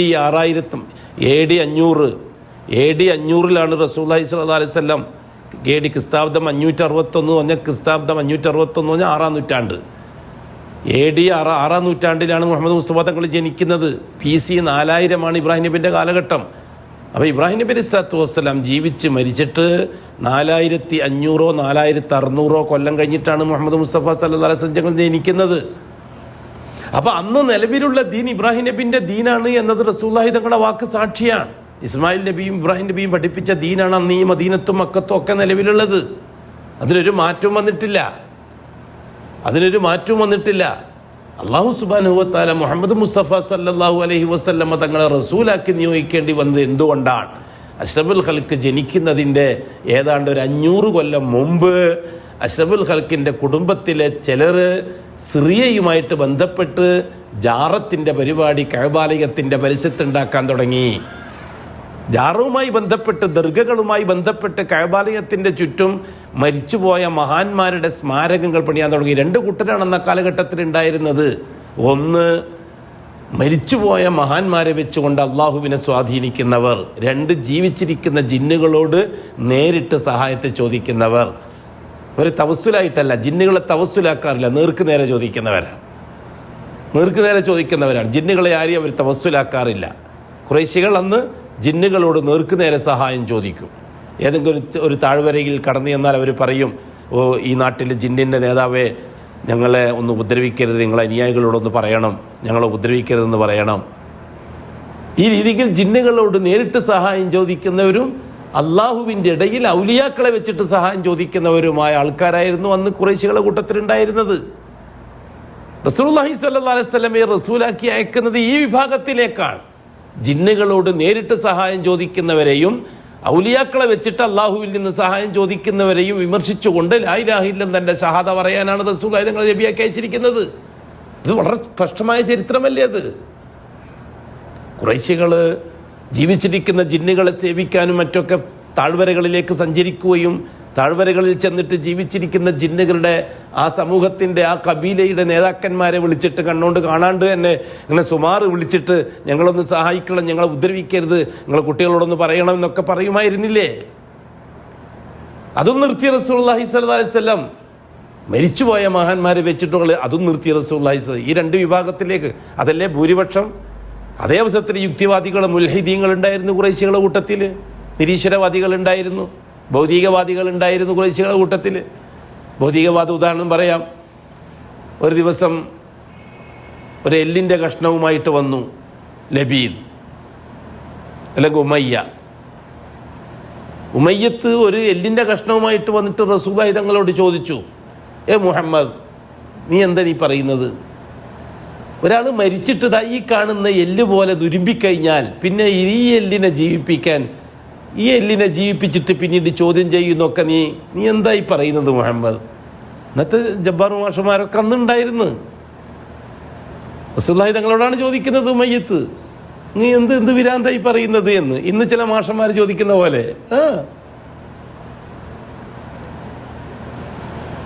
റസൂലുള്ളാഹി സ്വല്ലല്ലാഹു അലൈഹി വസല്ലം തങ്ങൾ മൗനം ദീക്ഷിച്ചു. അഷ്റഫുൽ ഖൽഖിന് അള്ളാഹുവിൽ നിന്ന് മറുപടി കിട്ടാതെ ഒന്നും പറയാൻ കഴിയില്ല. അള്ളാഹു സുബ്ഹാനഹു വ തആല ആയത്തിറക്കി. അന്നത്തെ യുക്തിവാദികൾക്ക് മറുപടി ആയിട്ടാണ് അള്ളാഹു തആല ആയത്തിറക്കിയത്. ആ ന്യായം സ്വീകരിച്ചാൽ മതി. ഇന്ന് വലിയ നമ്മൾക്ക് സ്റ്റേജ് കെട്ടിയിട്ട് വലിയ ശാസ്ത്രീയമായിട്ട് യുക്തിവാദികളോട് വാദപ്രയോഗം നടത്താനൊന്നും പോണ്ട. റസൂലുള്ളാഹി തങ്ങൾ അന്ന് യുക്തിവാദികളോട് എന്ത് നയമാണ് സ്വീകരിച്ചത്, അതേ നയം സ്വീകരിച്ചാൽ മതി. കാരണം ഞാൻ നേരത്തെ പറഞ്ഞിട്ടുണ്ട്, ഹിദായത്ത് ആർക്കും അല്ലാഹു സുബ്ഹാനഹു വ തആല സാമർത്ഥ്യം കൊണ്ട് കൊടുക്കില്ല നേരത്തെ പറഞ്ഞിട്ടുണ്ട്.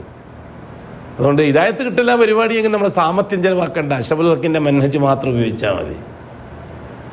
റസൂലുള്ളാഹി സ്വല്ലല്ലാഹു അലൈഹി വസല്ലം തങ്ങൾ ആയത്തിറക്കി പറഞ്ഞു, അബലം യറൽ ഇൻസാനു അന്നാ ഖലഖനാഹു മിൻ നുത്ഫത്തിൻ ഫഇദാ ഹുവ ഖസീമും മുബീൻ വളറബ ലനാ മസലൻ വനസിയ ഖൽഖഹ ഖാല മൻ യുഹ്യിൽ ഇളാമ വഹിയ റമീം ഖുൽ യുഹ്യീഹ അല്ലദീ അൻശഅഹാ അവ്വല മറ വഹുവ ബികുല്ലി ഷൈഇൻ അലീം ഖൽഖിൻ അലീം.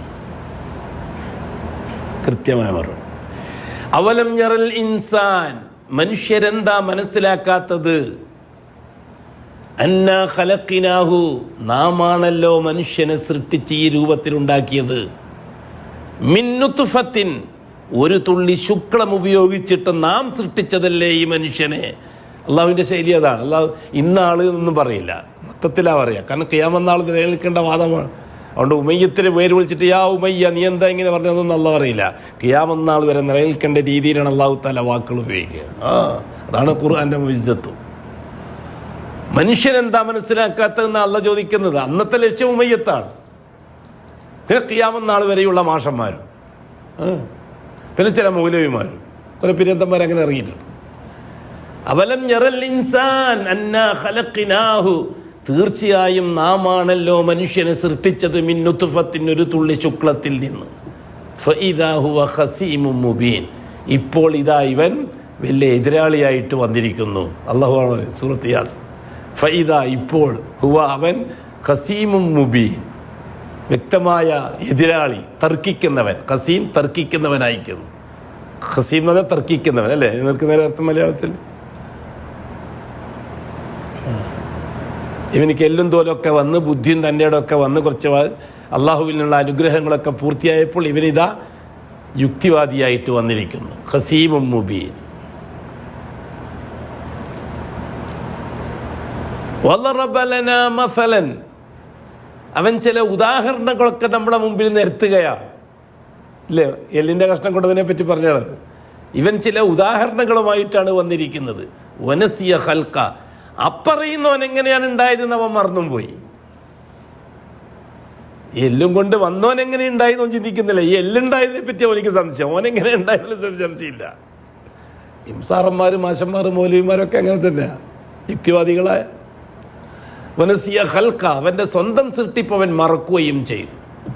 ഖാല, എന്നിട്ട് ഈ കുരുത്തം കെട്ടോൻ ചോദിക്കുന്നു, മൻ യുഹ്യിൽ ഇളാം, ഈ നുരുമ്പിയ എല്ലുകളെ ആരാണ് ജീവിപ്പിക്കുക? വഹിയ റമീം, അതൊക്കെ നുരുമ്പി ഉണങ്ങിയിരിക്കുകയല്ലേ എന്ന് ആ കുരുത്തം കെട്ടോൻ ചോദിക്കുന്നു. അവൻ്റെ സ്വന്തം അവസ്ഥയെപ്പറ്റി അവൻ ഓർക്കുന്നുമില്ല. ഫഇദാ ഹുവ വനസിയ റമീം ഖുൽ യുഹ്യീഹ അല്ലദീ അൻശഅഹ, ഖുൽ, പറയൂ പ്രവാചകരെ അവനോട് ഒറ്റ വാക്കിൽ മറുപടി.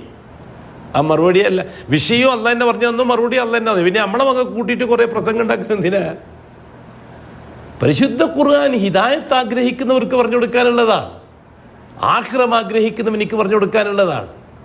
പരലോകത്ത് രക്ഷപ്പെടുന്നവനിക്ക് ഹുദൽ മുത്തഖീനാണ് ഖുർആൻ. ദാലിക്കൽ കിതാബ് ലാ റൈബ ഫീ ഹുദൻ ലിൽ മുത്തഖീന. അവരൊക്കെ മാറ്റി വെച്ച് മെമ്പർഷിപ്പിൽ ഒതുക്കിയിട്ട് ബാക്കിയുള്ളവരെ നന്നാക്കാൻ വേണ്ടി വെനക്കെട്ടാൽ ഇല്ല. നമ്മൾ പരസ്പരം പറയേണ്ട വിഷയങ്ങളാണ് ഇതൊക്കെ. നമ്മളെ ഈമാനാണ് സഹിയായി കിട്ടേണ്ടത്. നമ്മളെ യക്കീനാണ് ശരിയായി കിട്ടേണ്ടത്. ഈ കുരുത്തം കെട്ടവൻ ഇങ്ങനെയാണ് ചോദിക്കുന്നത്, ഖുൽ യുഹ്യീഹ, പറയൂ പ്രവാചകരെ അവനോട്, യുഹ്യീഹ, ആ നുരുമ്പിയ എല്ലിനെ ജീവിപ്പിക്കും, അല്ലദീ, ഒരല്ലാഹ്, അൻശഅഹ, ആ എല്ലിനെ ഉണ്ടാക്കിയവനായ അല്ലാഹ്, അവ്വല മറ, ആദ്യം ഈ എല്ലിനെ ഉണ്ടാക്കി ഒരുത്തനുണ്ടല്ലോ. ഇപ്പല്ലേ നുരുമ്പിയത്, ഇപ്പല്ലേ ഇതൊക്കെ പൊടിയായത്. ഇതിൻ്റെ അടിസ്ഥാന എല്ല് ഉണ്ടാവുമല്ലോ, ആ എല്ലുണ്ടാക്കിയോ എനിക്കറിയാം ഈ പൊടിയായ എല്ലിനെ ജീവിപ്പിക്കാൻ. അങ്ങനെ പറഞ്ഞു കൊടുത്തേക്ക് നബിയെ. കുൽ യുഹ്യീഹല്ലദീ അൻശഅഹാ അവ്വല മറ വഹുവ ബികുല്ലി ഖൽഖിൻ അലീം. സകല സൃഷ്ടിപ്പിനെ പറ്റിയും നന്നായി അറിയുന്നവനാണ് അല്ലാഹു എന്ന് പറഞ്ഞു കൊടുത്തേക്ക് നബിയെ. അവിടെ പിന്നെ വാദപ്രയോഗമൊന്നുമില്ല. അള്ളാഹ് എന്താ പറഞ്ഞു കൊടുക്കാൻ പറഞ്ഞത് അത് പറഞ്ഞു കൊടുക്കുക, മനസ്സുള്ളവൻ അംഗീകരിക്കുക, അല്ലാത്തവൻ തള്ളുക. അത്രയേ ഉള്ളൂ. ദീനുൽ ഇസ്ലാമിൻ്റെ കാര്യം അത്രയേ ഉള്ളൂ. നമ്മൾ നമ്മുടെ ബുദ്ധിയും സാമർഥ്യവും ഉപയോഗിച്ചിട്ട് അവനെ ഒന്ന് മനസ്സിലാക്കി കൊടുക്കാൻ മെനക്കേണ്ട. അങ്ങനെയാണെങ്കിൽ അന്ന് വലിയതിന് മനസ്സിലാവേണ്ട വിഷയമാണ് ഇതൊക്കെ. എനിക്ക് മനസ്സിലായിട്ടില്ല, ഉമയ്യത്തിന് മനസ്സിലായിട്ടില്ല, അതൊക്കെ ബദറിൽ ചത്തു. അഷ്റഫുൽ അടുത്താണ് കേൾക്കുന്നത്. പിന്നെയാണ് ഈ 100-ാം നമ്പ് ഒന്നിനും കൊള്ളാത്ത ചവറ് പോലെ നമ്മളെ മൗലവിമാരിൽ നിന്ന് കേട്ടിട്ട് രക്ഷപ്പെടാൻ ആൾക്കാർ അഷ്റഫുൽ അടുത്ത് നേരെ കേൾക്കുക. ആ നാവിൽ നിന്നാണ് കേൾക്കുന്നത്, നേർക്ക് നേരെ. അള്ളാഹു ഹിദായത്ത് കൊടുത്തവർക്ക് ഉപകരിക്കും. അതാണ് അള്ളാഹുവിൻ്റെ തർത്തീബ്, അതാണ് അള്ളാഹുവിൻ്റെ രീതി. റസൂലുള്ളാഹി സ്വല്ലല്ലാഹു അലൈഹി വസല്ലം അന്ന് ഖുറൈശികൾക്കിടയിൽ പ്രവർത്തിച്ച ദീനിൻ്റെ രീതി അതാണ്. അന്ന് 2 വിഭാഗമാണ് ഖുറൈശികളുടെ കൂട്ടത്തിലുള്ളത്. ഒരു വിഭാഗം അള്ളാഹുവിനെ അജയ്യമായി അംഗീകരിക്കുകയും അല്ലാഹുവിനെ കിട്ടണമെങ്കിൽ ഔലിയാക്കളെ സഹായം ആവശ്യമാണ് എന്ന് വിശ്വസിക്കുകയും ചെയ്തവർ. റസൂലുള്ളാഹി തങ്ങൾ അഭിമുഖീകരിക്കുന്ന ഖുറൈശി സമൂഹത്തിലെ ഒരു വിഭാഗം അതാണ്. അള്ളാഹുവിനെ അങ്ങേയറ്റം അംഗീകരിക്കുകയും അള്ളാഹുവിനെ ഭയപ്പെട്ട് ജീവിക്കുകയും അള്ളാഹുവിനെ വെറുപ്പിക്കാതെ ജീവിക്കുകയും അല്ലാഹു വെറുക്കാതെ നമ്മളെ സംരക്ഷിക്കാൻ മരിച്ചുപോയ മഹാന്മാരുടെ ആവശ്യമുണ്ട് എന്ന് അംഗീകരിക്കുകയും ചെയ്തവർ. അതാണ് ഖുറൈശികളിലെ മഹാഭൂരിപക്ഷം. ഖത്താബിൻ്റെ മകൻ ഉമർ ആ കൂട്ടത്തിൽപ്പെട്ട ആളായിരുന്നു. ഹംസത്ത് ബിൻ അബ്ദുൽ മുത്തലിബ് ആ കൂട്ടത്തിൽപ്പെട്ട ആളായിരുന്നു. അബ്ബാസ് ബിൻ അബ്ദുൽ മുത്തലിബ് ആ കൂട്ടത്തിൽപ്പെട്ട ആളായിരുന്നു. ഉസ്മാൻ ബിൻ അഫ്ഫാൻ ആ കൂട്ടത്തിൽപ്പെട്ടവരായിരുന്നു. എന്നല്ലാതെ അവരിങ്ങോട്ട് മതം മാറി വന്നു എന്ന് പറയുന്നത് കേൾക്കുമ്പോൾ തന്നെ നമ്മൾ വേറെ ഏതോ മതത്തിൽ നിന്ന് കൺവെർട്ട് ചെയ്ത് വന്നാണെന്ന് തോന്നിപ്പോണ്ട. അവർ ദീനിലാണ് ഉള്ളത്, ആ ദീനിനെ തിരുത്തിയിട്ട് വന്നു എന്ന് മാത്രമേ അവരെ പറ്റി പറയാൻ പറ്റുള്ളൂ. ഖത്താബിൻ്റെ മകൻ ഉമർ മുസ്ലിമായി എന്ന് പറഞ്ഞാൽ എന്താണ്? അയാൾ വിശ്വസിച്ച ചില വിശ്വാസങ്ങളെ തിരുത്തി എന്നേ പറയാൻ പറ്റുള്ളൂ. കാരണം അള്ളാഹുവിനെ അജയ്യമായി അംഗീകരിച്ച ആളാണ് ഉമർ റളിയല്ലാഹു തആല അൻഹു. തുടക്കം മുതലേ ആ അള്ളാഹുവിനെ കിട്ടാൻ, ആ അള്ളാഹുവിൽ നിന്ന് ആനുകൂല്യങ്ങൾ കിട്ടാൻ ഇടയ്ക്ക് ഔലിയാക്കൾ വേണം എന്ന ചിന്ത, ആ ചിന്ത തിരുത്തിയപ്പോൾ ബഹുമാനപ്പെട്ട ഉമർ റളിയല്ലാഹു തആല അൻഹു ഒറിജിനൽ മുസ്ലിമായി. ഇതുവരെ പാരമ്പര്യ മുസ്ലിമായിരുന്നു. അള്ളയുണ്ട്, അള്ളാൻ്റെ ഒപ്പം ഔലിയാക്കളെയും വേണം. ഇപ്പോൾ ഒറിജിനലായി. എന്താണ് ഒറിജിനൽ? അള്ളാഹ് ഉണ്ട്, അള്ളാഹ്ക്കൊപ്പം വേറെ ആരും ഇല്ല, അള്ളാഹ് മാത്രമേ ഉള്ളൂ. ലാ ഇലാഹ ഇല്ലല്ലാഹു വഹ്ദഹു ലാ ശരീക.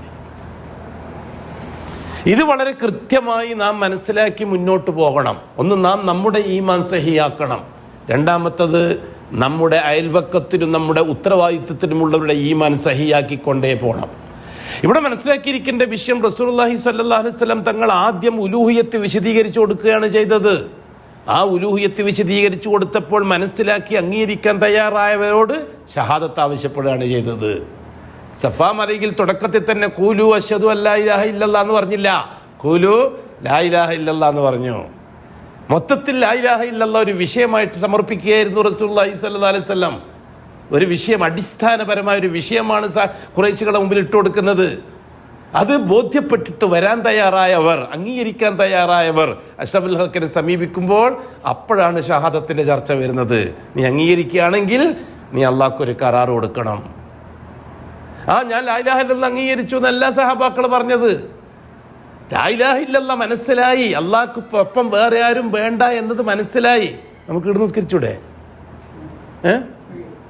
നമുക്ക് ജമാഅത്തായിട്ട് നിസ്കരിച്ചൂടെ ഇവിടുന്ന്?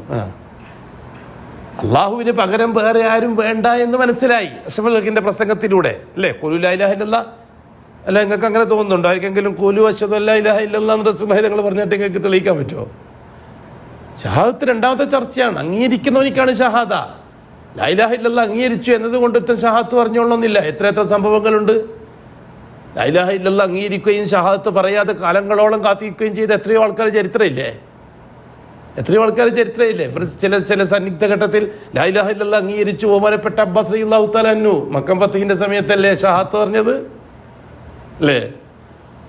എത്ര സഹാബാക്കൾ റസൂലുള്ളാഹി തങ്ങളെ അള്ളാഹു ലാ ഇലാഹ ഇല്ലല്ലാഹ് അംഗീകരിക്കുകയും ഖുറൈശികൾ ഒന്നിച്ച് തന്നെ, ഖുറാഫികൾ ഒന്നിച്ച് തന്നെ, അതായത് ഷിയാക്കൾ ഒന്നിച്ച് തന്നെ വളർന്ന് ജീവിക്കുകയും ചെയ്തവർ ലാ ഇലാഹ ഇല്ലല്ലാഹ് അംഗീകരിക്കുന്നവരായിരിക്കും. ഇന്നും കാണാമല്ലോ ചരിത്രത്തിൽ നമുക്ക്.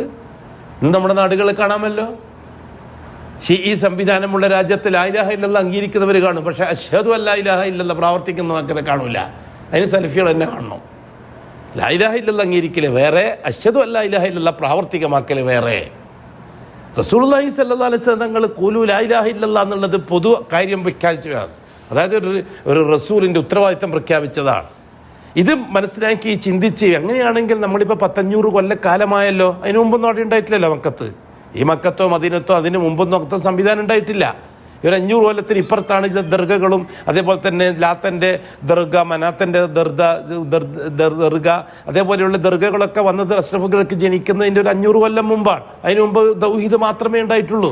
ആദം നബി അലൈഹി സ്വലാത്തു വസ്സലാമിൻ്റെ 10 തലമുറയെ പോലെ ഇബ്രാഹിം നബി ഇസ്മായിൽ നബിൻ്റെ തലമുറയിൽ കഅബാലയം കേന്ദ്രമാക്കിക്കൊണ്ട് ശിർക്ക് കടന്നുകൂടിയിട്ടേ ഇല്ല ചരിത്രത്തിൽ. ശിർക്ക് കടന്നുകൂടിയിട്ടേ ഇല്ല ചരിത്രത്തിൽ. ഞാൻ പറഞ്ഞല്ലോ, ഉപ്പാപ്പ ഖുസൈൻ്റെ കാലം മുതൽ ഇങ്ങോട്ട് കച്ചവടക്കാരനായ അഷ്റഫുൽ ഉപ്പാപ്പ ഖുസൈൻ്റെ കാലം മുതൽ ഇങ്ങോട്ടാണ് ക്രമേണ ദർഗകൾ വരാൻ തുടങ്ങിയത്. അതുവരെ അവർക്ക് നല്ല പരിചയമാണ്. അവർക്ക് ലാ ഇലാഹ ഇല്ലല്ലയെ പറ്റി ഒരു ഇഷ്കാലും അവർക്കില്ല. റസൂലുള്ളാഹി സ്വല്ലല്ലാഹു അലൈഹി വസല്ലം തങ്ങൾ ലാ ഇലാഹ ഇല്ലല്ലാഹ് പറഞ്ഞപ്പോൾ ആ ലാ ഇലാഹ ഇല്ലല്ലയെ താത്വികമായി അംഗീകരിക്കുക എന്ന് പറയില്ല നമ്മുടെ മലയാളത്തിൽ. ആ തത്വം ശരിയാണെന്ന് അംഗീകരിച്ചു, പക്ഷെ ഷഹാദത്ത് പറഞ്ഞില്ല. അവർ റസൂലുള്ളാഹി തങ്ങളടുത്തേക്ക് വരും. റസൂലുള്ളാഹി തങ്ങളടുത്തേക്ക് വന്നിട്ട് ഞാനത് അംഗീകരിക്കാൻ തയ്യാറാണ്, ഞാൻ എന്താ വേണ്ടത്? ഖുൽ അശ്ഹദു അല്ലാ ഇലാഹ ഇല്ലല്ലാഹ്. ഉമർ റളിയല്ലാഹു അൻഹു പോയി റസൂലുള്ളാഹി തങ്ങളോട് ചോദിച്ചു, എനിക്ക് കാര്യം മനസ്സിലായി, ഇനി ഞാൻ എന്താണ് വേണ്ടത്? ഖുൽ അശ്ഹദു അല്ലാ ഇലാഹ ഇല്ലല്ലാഹ്. ഹംസ റളിയല്ലാഹു തആല അൻഹുവിന്റെ കാര്യം മനസ്സിലായി. അഷ്റഫുൽ അടുത്തേക്ക് പോയി, സെലഫി സെന്ററിലേക്ക് പോയി, ദാറുൽ അർഖമിലേക്ക്. ഞാൻ എന്താ ഇനി വേണ്ടത്? ഖുൽ അശ്ഹദു അല്ലാ ഇലാഹ ഇല്ലല്ലാഹ്. മദീനയിൽ ഈ യസ്രിബിൽ ഈ മദീനയിൽ ബഹുമാനപ്പെട്ട സഅദ് ബിൻ മുആദ് റളിയല്ലാഹു അൻഹു ഖസ്റജ് ഗോത്രത്തിന്റെ തലവൻ കാര്യങ്ങൾ മനസ്സിലായി ഒരു ചർച്ചയിലൂടെ. അപ്പോഴാണ് ബഹുമാനപ്പെട്ട മിസ്അബ് ബിൻ ഉമർ റളിയല്ലാഹു തആല എന്നോട് ചോദിക്കുന്നത്, ഞാൻ എന്താ വേണ്ടത്? ഖുൽ അശ്ഹദു അല്ലാ ഇലാഹ ഇല്ലല്ലാഹ്. അതേപോലെ തന്നെ സഅദ് ബിൻ മുറാറ റളിയല്ലാഹു തആല അൻഹു മുസ്തഫ റളിയല്ലാഹുവിനോട് ചോദിക്കുന്നു, ഇനി ഞാൻ എന്താ വേണ്ടത്? ഖുൽ അശ്ഹദു അല്ലാ ഇലാഹ ഇല്ലല്ലാഹ്. ഇവർക്ക് പൊതുപ്രസംഗത്തിൽ ലാ ഇലാഹ ഇല്ലല്ലാഹ് മനസ്സിലാവുന്നു. എന്നിട്ട് അതിന് വേണ്ടപ്പെട്ടവരെടുത്തിട്ട് നബിയാറ് സഹാബാക്കൾ ആരാ ഉള്ളതെന്ന് വെച്ചാൽ അവരെടുത്ത് പോയിട്ട് എനിക്ക് കാര്യം മനസ്സിലായി, അള്ളാഹുവിനെ ഒന്നിച്ച് വേറെ ആരും വേണ്ടെന്ന് എനിക്ക് മനസ്സിലായി, ഇലാഹുകൾ ആവശ്യമില്ലാതെ എനിക്ക് മനസ്സിലായി. ഇനി ഞാൻ എന്താണ് തുടർന്ന് അങ്ങോട്ട് ചെയ്യേണ്ടത്? നീ ആദ്യം ചെയ്യേണ്ടത് ഇനി അങ്ങോട്ട് ഈ അള്ളാഹു അല്ലാത്തവരുമായിട്ടൊരു ബന്ധം ഉണ്ടാവില്ല എന്ന് അള്ളാഹ്ക്ക് ഒരു ഉറപ്പ് കൊടുക്കണം. അതിനാണ് ഷഹാദത്ത് എന്ന് പറയുന്നത്. അശ്ഹദു അല്ലാ ഇലാഹ ഇല്ലല്ലാഹ്. ശരി, അശ്ഹദു ഞാൻ ജീവിച്ച് തെളിയിക്കാൻ തയ്യാറാണ്. അശ്ഹദു ഞാൻ ജീവിച്ച് തെളിയിക്കാൻ തയ്യാറാണ്. അല്ലാ ഇലാഹ ഇല്ലല്ലാഹ്, അള്ളാഹു അല്ലാത്ത ഒന്നിനും ഞാൻ ഇനി അങ്ങോട്ട് അംഗീകരിക്കുന്ന പ്രശ്നമില്ല. അപ്പോൾ ലാ ഇലാഹ ഇല്ലല്ലാഹ് പഠിക്കല് വേറെ, വഅലം അന്നഹു ലാ ഇലാഹ ഇല്ലല്ലാഹ് വേറെ, ഷഹാദത്തു അല്ലാ ഇലാഹ ഇല്ലല്ലാഹ് വേറെ. മനസ്സിലാകുന്നുണ്ടോ പറയുന്നത്? വ്യത്യാസമായിട്ടൊക്കെ പറഞ്ഞോ. ലാ ഇലാഹ ഇല്ലല്ലാഹ് പഠിക്കല് വേറെ, ഷഹാദത്തു അല്ലാ ഇലാഹ ഇല്ലല്ലാഹ് അംഗീകരിക്കല് വേറെ. പഠിച്ചവരെല്ലാം അംഗീകരിച്ചോളണമെന്നില്ല. സഹാബാക്കളെ കാലഘട്ടത്തിലും പഠിച്ചവർ മുഴുവനും അപ്പടി അംഗീകരിച്ച ചരിത്രമില്ല. ഇതാണ് നമ്മൾ കണ്ടത്. ആ സമയം വരുമ്പോൾ റസൂലുള്ളാഹി തങ്ങളോട് പോയി ചോദിക്കും, അല്ലെങ്കിൽ അവരുടെ അമീർ ആരാണ് അമീറിനോട് പോയി ചോദിക്കും, എനിക്ക് കാര്യം മനസ്സിലായി, ഇനി ഞാൻ എന്താണ് ചെയ്യേണ്ടത്? അപ്പോൾ പറഞ്ഞു കൊടുക്കും, ഷഹാദത്താണ് ചെയ്യേണ്ടത്. അശ്ഹദു ഞാൻ ജീവിച്ച് തെളിയിക്കാൻ തയ്യാറാണ്. മലയാളികളാണോ? അശ്ഹദു ഞാൻ ജീവിച്ച് തെളിയിക്കാൻ തയ്യാറാണ്. ആ തയ്യാറാണെന്ന് പറയുന്നത് എല്ലാം മനസ്സിലായതിനു ശേഷമാണ്, എന്നല്ലാതെ തുടക്കത്തിൽ തന്നെ അശ്ഹദു. ഒരാൾ മുസ്ലിം ആകാൻ വേണ്ടി വരുന്ന എപ്പോഴാണ്? ലാ ഇലാഹ ഇല്ലല്ലാഹ് മനസ്സിലാകുമ്പോഴാണ്. ഒരു ഹിന്ദു മതക്കാരനോ ക്രിസ്തു മതക്കാരനോ ഷീഈ മതക്കാരനോ മുസ്ലിമാകാൻ വേണ്ടിയിട്ട് വരുന്നത് എപ്പോഴാണ്? ലാ ഇലാഹ ഇല്ലല്ലാഹ് ബോധ്യപ്പെടുമ്പോഴാണ്. ഇതിനാണ് ചോദിക്കുന്നത്, ഞാൻ എന്താ വേണ്ടത്? ഷഹാദത്ത് പറയാം, അശ്ഹദു അല്ലാ ഇലാഹ ഇല്ലല്ലാഹ്. അതോടുകൂടി അള്ളാഹുമായിട്ട് കരാറിലായി. ഇനിയാണ് പേടിക്കേണ്ടത്. ഈ കരാർ ഏത് സമയത്തും ലംഘിക്കപ്പെടാം, ഈ കരാർ ഏത് സമയത്തും തള്ളപ്പെടാം. ഇനിയാണ് പേടിക്കേണ്ടത്. അതുകൊണ്ടാണ് നാം പറയുന്നത് ലാ ഇലാഹ ഇല്ലല്ലാഹ് മുവഹിദുകളാണ് ഏറ്റവും കൂടുതൽ ഭയപ്പെടേണ്ടത്. മുവഹിദുകളാണ് ഭയപ്പെടേണ്ടത്, മതക്കാരല്ല ഭയപ്പെടേണ്ടത്. എന്നെ ആര്യ മതക്കാരെ പോലെ, ദ്രാവിഡ മതക്കാരെ പോലെ, ജൂതമതക്കാരെ പോലെ, ക്രിസ്തു മതക്കാരെ പോലെ, മൊത്തത്തിൽ ഹിന്ദു മതക്കാരെ പോലെ, ഷീഈ മതക്കാരെ പോലെ മതക്കാരല്ല ഇവിടെ ഭയപ്പെടേണ്ടത്. ഇവിടെ ഭയപ്പെടേണ്ടത് മുവഹിദീങ്ങളാണ്. അതായത് നമ്മുടെ നാട്ടിലെ ഭാഷയിൽ പറഞ്ഞ സെലഫികളാണ് ഏറ്റവും കൂടുതൽ ഭയപ്പെടേണ്ടത്. കാരണം സെലഫികൾ ഷഹാദത്ത് പറഞ്ഞത് പ്രാവർത്തികമാക്കുമെന്ന് അള്ളാഹ്ക്ക് ഉറപ്പ് കൊടുത്തവരാണ്. ഒരാളെ സെലഫിയാകാന്ന് പറഞ്ഞാൽ എന്താർത്ഥം? ഞാൻ ലാ ഇലാഹ ഇല്ലല്ലാഹ് അനുസരിച്ച് ജീവിച്ചോളാം എന്ന് അല്ലാഹു തആലക്ക് ഉറപ്പ് കൊടുക്കുക, അത് പ്രാവർത്തികമാക്കിക്കോളാം എന്ന് ഉറപ്പ് കൊടുക്കുക. ആ ഉറപ്പാണ് ഏത് സമയത്തും ലംഘിക്കപ്പെടാം, ഏത് സമയത്തും അത് സസ്പെൻഡ് ആവാം, ഏത് സമയത്തും അത് ഡിസ്മിസ് ആവാം. അവിടെ ഏറ്റവും കൂടുതൽ പേടിക്കേണ്ടത് ആരാണ്? മുഅ്മിനീങ്ങളാണ് ഏറ്റവും കൂടുതൽ പേടിക്കേണ്ടത്. അള്ളാഹുവിൻ്റെ ഭാഗത്ത് നിന്ന് ബുദ്ധിമുട്ടുകൾ വരുന്നതും മുഅ്മിനീങ്ങൾ കാരണത്താലായിരിക്കും. ഇവിടുത്തെ ഹിന്ദുക്കളെയും ക്രിസ്ത്യാനികളെയും ജൂതന്മാരെയും വെച്ചിട്ടൊന്നും ലോകത്ത് ഒരു സംഭവം നടക്കൂല. അള്ളാഹു തആലക്ക് അതിൻ്റെ ആവശ്യമില്ല. ഈ ഭൂമിയിൽ അങ്ങനെ കൈകാര്യം ചെയ്യേണ്ട ആവശ്യം അള്ളാഹു തആലക്കില്ല. അള്ളാഹു തആല കൈകാര്യം ചെയ്യൽ ആരെയാണ്? ഷഹാദത്ത് പറഞ്ഞിട്ട് ആ ഷഹാദത്ത് ലംഘിച്ചവരെയാണ്. ചരിത്രം പരിശോധിക്കും. നൂഹ് നബി അലൈഹി സ്വലാത്തു വസ്സലാം മുതൽ ഇബ്രാഹിം നബി അലൈഹി സ്വലാത്തു വസ്സലാം മുതൽ ഹൂദ് നബി അലൈഹി സ്വലാത്തു വസ്സലാം മുതൽ സാലിഹ് നബി അലൈഹി സ്വലാത്തു വസ്സലാം മുതൽ ഷുഐബ് നബി അലൈഹി സ്വലാത്തു വസ്സലാം മുതൽ അപ്പുറത്തെ കൂടി വന്നാൽ ഇബ്രാഹിം നബി മുതൽ ലൂത്ത് നബി മുതൽ അപ്പുറത്തെ കൂടി ഇസ്ഹാഖ് നബി മുതൽ മൂസ നബി മുതൽ ഹാറൂൻ നബി മുതൽ യഹ്യാ നബി മുതൽ സക്കരിയ നബി മുതൽ ഈസാ അലൈഹി സ്വലാത്തു വസ്സലാം വരെ, ഇപ്പുറത്തെ കൂടി വന്നാൽ മുഹമ്മദ് നബി മുതൽ ഇസ്മായിൽ അലൈഹി സ്വലാത്തു വസ്സലാം മുതൽ അഷ്റഫുൽ ഖൽഖ് സല്ലല്ലാഹു അലൈഹി വസല്ലം തങ്ങൾ വരെ ചരിത്രം മുഴുവനും പരിശോധിക്കും. ആരുടെ കാര്യത്തിലാണ് അല്ലാഹു തആല കടുകെടുത്ത നടപടി സ്വീകരിച്ചിരിക്കുന്നത്? തുടക്കത്തിൽ ഷഹാദത്ത് പറഞ്ഞ് ഞാൻ ജീവിച്ചോളാം എന്ന് അല്ലാഹു കരാറ് കൊടുക്കുകയും അവസരം കിട്ടിയപ്പോൾ കരാറ് ലംഘിക്കുകയും ചെയ്തവർ. കരാറ് ലംഘിക്കുന്നതിന് ശൈത്താൻ ഉണ്ടാക്കിയ ആദ്യത്തെ മേഖല ദർഗകളാണ്, ജാറങ്ങളാണ്. അത് ഷഹാദത്ത് ലംഘിക്കാൻ ശൈത്താനെ കൊണ്ട് അല്ലാഹു തആല ചെയ്യിപ്പിച്ചതാണ് ദർഗകൾ. അതാണ് നൂഹ് നബി അലൈഹി സ്വലാത്തു വസ്സലാമിൻ്റെ കാലഘട്ടത്തിൽ വലാ ബുദ്ധ വലാ ലാ തദറുന്ന ആലിഹത്തക്കും വലാ തദറുന്ന വദ്ദൻ വലാ സുവാഅ വലാ യഊക വയഊസ വനസ്റാ. അത് തുടക്കം അതാണ്. അത് ഷഹാദത്തിനെ ആദം നബിയിൽ നിന്ന് തുടർച്ചയായിട്ട് ഏതാണ്ട് 10 തലമുറ കൈകാര്യം ചെയ്ത ആ ഷഹാദത്ത്, ഒരു കുഴപ്പവും തട്ടാതെ വന്ന ഷഹാദത്തിനെ ജാറങ്ങളെ കൊണ്ട് മഹാന്മാരുടെ ഖബറുകൾ വെച്ചുകൊണ്ട് ലംഘിച്ചപ്പോൾ അല്ലാഹു തആല നൂഹ് നബി അലൈഹി സ്വലാത്തു വസ്സലാമിനെ റസൂലാക്കിയത്. ഇതേപോലെ തന്നെ അഷ്റഫുൽ ഖൽഖ് സല്ലല്ലാഹു അലൈഹി വസല്ലം തങ്ങളെ റസൂലാക്കി അയച്ചതും ഇസ്മായിൽ നബി അലൈഹി സ്വലാത്തു വസ്സലാം മുതൽ ഒരു കുഴപ്പമില്ലാതെ വരികയായിരുന്നു. 4000 കൊല്ലത്തോളം കഅബാലയത്തിന് ചുറ്റും തൗഹീദ് മാത്രം നിലനിൽക്കുന്ന ആ കാലഘട്ടം ഉണ്ടായിരുന്നു. ഈ മക്കത്തും ഈ മദീനത്തും ഒരു പ്രശ്നവും ഇല്ലാതെ മുന്നോട്ട് പോവുകയായിരുന്നു. റസൂലുള്ളാഹി സ്വല്ലല്ലാഹു അലൈഹി വസല്ലം തങ്ങളുടെ ഏതാണ്ട് ഒരു 500 കൊല്ലം മുമ്പ് ഉപ്പുപ്പ കൊണ്ടുവന്ന അള്ളാഹുവിനെ കൂടാതെ മഹാന്മാരും കൂടി വേണമെന്ന് സിറിയക്കാർ കച്ചവടത്തിന് പോയപ്പം പഠിപ്പിച്ചു കൊടുത്തത് കൊണ്ടുവന്നപ്പോഴാണ് പ്രശ്നങ്ങൾ ഉണ്ടാകാൻ തുടങ്ങിയത്. അപ്പോഴാണ് ഒരു റസൂൽ ആവശ്യമായി വന്നത്. അവിടെയാണ് റസൂലുള്ളാഹി മുഹമ്മദ് റസൂലായി വരുന്നത്. അപ്പോഴാണ് എന്തുകൊണ്ടാണ് ഇതുവരെ റസൂൽ വന്നില്ല? എന്താ? അതേ അവസരത്തിൽ നിങ്ങൾ അപ്പുറത്തേക്കൂടി ചിന്തിച്ചു നോക്കിൻ. ആ ലൈൻ, ആ ചാനൽ നോക്കിൻ. ഇബ്രാഹിം നബിൻ്റെ മകൻ ഇസാഖ് നബി പോയപ്പോൾ സമൂഹം വീണ്ടും പഴിച്ചു. ഇസാഖ് നബിക്ക് ശേഷം യാക്കൂബ് നബി പോയപ്പോൾ സമൂഹം വീണ്ടും പഴിച്ചു. അതിനുശേഷം യൂസുഫ് നബി അലൈഹി സ്വലാത്തു വസ്സലാം, അത് കഴിഞ്ഞിട്ട് ബഹുമാനപ്പെട്ട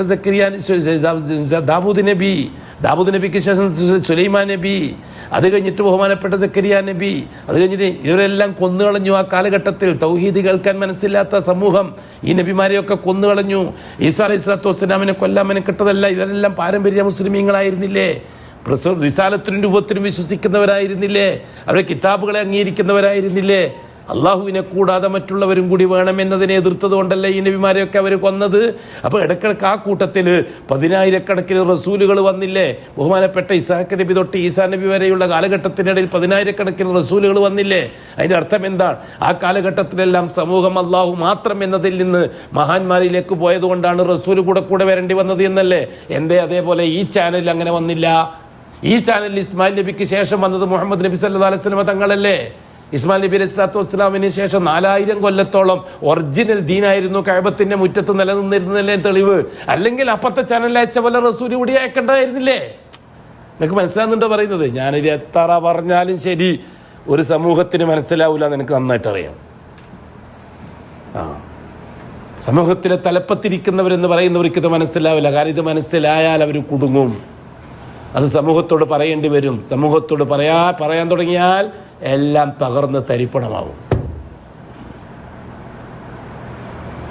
വളരെ ഗൗരവത്തോടെ കണ്ടോളൂ. അതുകൊണ്ടാണ് ഞാൻ ഇത്ര കൃത്യമായിട്ട് മദീന മുനവ്വറയിൽ നമുക്കൊരു സെൻറ്റർ വേണമെന്ന് ഒരുപാട് അള്ളാഹുവിനോട് ദുആ ചെയ്തിരുന്നു. മറ്റേ സെൻറ്റർ ഇല്ലയെന്ന് കേട്ടപ്പോൾ ഒരുപാട് ദുആ ചെയ്തിരുന്നു. കാരണം മദീന, അതേസമയം റിയാദിൽ മാഷാ അല്ലാ നല്ലൊരു സെൻറ്റർ നടക്കുന്നുണ്ട്, യാമ്പൂലുണ്ട്, ജിദ്ദയിലുണ്ട്. മദീനയിൽ ഹബീബായ മുത്തിൻ്റെ ഓരത്തിരുന്നു കൊണ്ട് ആ ഹബീബായ മുത്ത് ഏതാണ്ട് 10 കൊല്ലക്കാലം ഈ നാട്ടിൽ വെച്ച് പറഞ്ഞതും ചെയ്തതും സമൂഹത്തോട് ഉമ്മത്തോട് പറയാനൊരു കേന്ദ്രം നമുക്കില്ല എന്നത് തീർച്ചയായിട്ടും അതൊരു പരീക്ഷണമാണ്. ആ പരീക്ഷണത്തിൽ നിന്നുള്ള അള്ളാഹു നമുക്ക് തന്ന നുസ്രത്തിൻ്റെ സഹായത്തിൻ്റെ തുടക്കമാണ് ഈ ഇരുന്ന് പറയുന്നത് എന്ന് നാം പൂർണ്ണമായും വിശ്വസിക്കുന്നു. അതേ കാരണക്കാരായ സുഹൃത്തുക്കൾ, നവാസ് ഭായി, അതേപോലെ തന്നെ നമ്മളെ സിദ്ദീഖ് സാഹിബ്, അതേപോലെ തന്നെ ഷാനവാസ് ഭായി, അതേപോലെയുള്ളവർ, നമുക്കവരെയൊക്കെ പഴയ ആൾക്കാരെയൊക്കെ നാം ഓർക്കേണ്ടി വരുന്നു പലപ്പോഴും. നമ്മൾ കഴിഞ്ഞ റമദാൻ മാസത്തെ അവസാനത്തെ വെള്ളിയാഴ്ചയിൽ മിമ്പറിൽ വെച്ച് ഈ സലഫിയത്തിൻ്റെ രാജപാതയിലേക്ക് ബന്ധപ്പെടാൻ അവസരം അള്ളാഹു സബബാക്കി നിശ്ചയിച്ച കുറേ ആൾക്കാർ മനസ്സിൽ ഓർമ്മ വന്നു. ഒരു നിഷ്കളങ്കമായൊരു ഓർമ്മ. അതായത് ഏതാണ്ട് പതിറ്റാണ്ടുകളോളം എന്ന് പറഞ്ഞാൽ ഞാൻ ഒരിക്കലും നാട്ടിലെ ഷീഈ പ്രസ്ഥാനത്തോടൊപ്പം ഉണ്ടായിട്ടില്ല. അതെന്നെപ്പറ്റി പറയുന്നൊരു കളവാണ്, പലരും മനസ്സിലാകാതെ പറയുന്നതാണ്. കാരണം ഷീഈ പ്രസ്ഥാനത്തിൽ ഞാൻ ഉണ്ടാവാൻ, ഞാൻ നിങ്ങൾക്ക് ഉദാഹരണം പറഞ്ഞുതരാം. ഞാൻ 1975-76 കാലഘട്ടത്തിൽ താണ സക്കരിയ മസ്ജിദിലെ ഇമാമാണ്. 75-76 കാലഘട്ടം. ജനിച്ചിട്ടുണ്ടാവില്ലേ പലപ്പോഴും. 75 എന്ന് പറഞ്ഞാൽ എനിക്ക് എത്ര വയസ്സെന്ന്, 56 പോയിട്ട് 66, 76, 19 വയസ്സ്. അന്ന് ഞാൻ താണ സക്കരിയ മസ്ജിദിലെ ഇമാമാണ്. താണ സക്കരിയ മസ്ജിദിലെ പള്ളി ജമാഅത്ത് ഇസ്ലാമിക്കാരും മുജാഹിദീങ്ങളും കൂടി ഓഹരി വെക്കും. തറാവി പോലെയുള്ള 5 വക്ത നിസ്കാരവും തറാവിയും ഷിയാക്കൾക്കും. അങ്ങനെ ഒരു മുക്കൂട്ട് മുന്നണി പള്ളിയായിരുന്നു ആ പള്ളി. ഇന്നുണ്ട പള്ളി സക്കരിയ മസ്ജിദ് അറിയില്ലേ? താണ സക്കരിയ മസ്ജിദ്. ഞാൻ കണ്ണൂർ സിറ്റിയിൽ ഇ അഹമ്മദ് പ്രസിഡൻ്റായിക്കൊണ്ടുള്ള ഒരു യത്തീംഖാനയും ഒരു പള്ളിയെല്ലുണ്ട്, ഇസ്സത്തുൽ ഇസ്ലാം മദ്രസ. ആ മദ്രസയിൽ സദറുസ്താദായിട്ട് ജോലി ചെയ്തതാണ്. അന്നേ മലയാളം ഖുത്തുബ, അതായത് സലഫികളല്ലാത്ത സാധാരണ നാടൻ ഭാഷയിൽ പറഞ്ഞാൽ സുന്നികൾ, അവരെ പള്ളിയിൽ നടക്കുന്ന ഖുത്തുബ ഒരു ഭാഷയിൽ കൃത്യമായി പങ്കെടുക്കുന്ന ഒരുത്താണ്. കാരണം കണ്ണൂർ സിറ്റി ജുമാഅത്ത് പള്ളിയിൽ 200 കൊല്ലം മുമ്പേ ഖുത്തുബ മലയാളത്തിലാണ്. അർക്കൽ രാജാക്കന്മാരെ കാലം മുതലേ മലയാളത്തിലാണ് ഖുത്തുബ. ഞാനാണ് നിൽക്കുന്ന സമയത്ത് നൂറുദ്ദീൻ അബ്ദുറഹ്മാൻ എന്ന് വെച്ചിട്ടൊരു പട്ടാമ്പിക്കാരനാണ് അടുത്ത ഖത്തീബ്. അത് മലയാളത്തിലാണ് പ്രസംഗിക്കാൻ മിമ്പർ വന്നു. അത് തുടക്കം മുതലേ, ഞാൻ ജോലിയിൽ പ്രവേശിച്ച തുടക്കം മുതലേ കേൾക്കുകയും കാണുകയും ചെയ്തത് അങ്ങനെയാണ്. അങ്ങനെ ഈ മദ്രസയിൽ ജോലി ചെയ്യുമ്പോഴാണ് താണ സക്കരിയ മസ്ജിദിൽ ഞാൻ ഇമാമായിട്ട് ജോലി. അന്ന് ജുമാ തുടങ്ങിയിട്ടില്ല, അന്ന് ഇമാമ മാത്രം, സാധാരണ രീതിയിലുള്ള ഇമാം, പാരമ്പര്യം അനുസരിച്ചുള്ള ഇമാമത്ത്. അന്ന് സലഫിയത്ത് എന്താന്ന് പോലും എനിക്കറിയില്ല. അത് കഴിഞ്ഞ് ആ പള്ളി പണി പൂർത്തിയായി ജുമാ ഉദ്ഘാടനം. അപ്പോൾ ഞാൻ ആദ്യമായിട്ട് ജീവിതത്തിൽ ഒറ്റ ബാങ്ക് കൊടുക്കുന്ന ഒരു ജുമാ കാണുന്ന അന്നാണ്. സെൽഫികൾ അങ്ങനെയാണെന്ന് എനിക്കറിയില്ല, സെൽഫി പള്ളിയിൽ അങ്ങനെയാണ്. അതുപോലെ കാരണം സെൽഫി പള്ളികളൊന്നില്ല മുത്തിക്കോർ. ഒറ്റ ബാങ്ക്. കണ്ണൂർ സിറ്റിയിൽ ഖുത്തുബ മലയാളത്തിലാണെങ്കിലും ബാങ്ക് 2 ഉണ്ട്, മാഷൻ്റെ ബാളും ഉണ്ട്. അങ്ങനെ 2 ബാങ്കും ഉണ്ട്. ആദ്യമായിട്ടൊരു ഒരു ബാങ്ക്.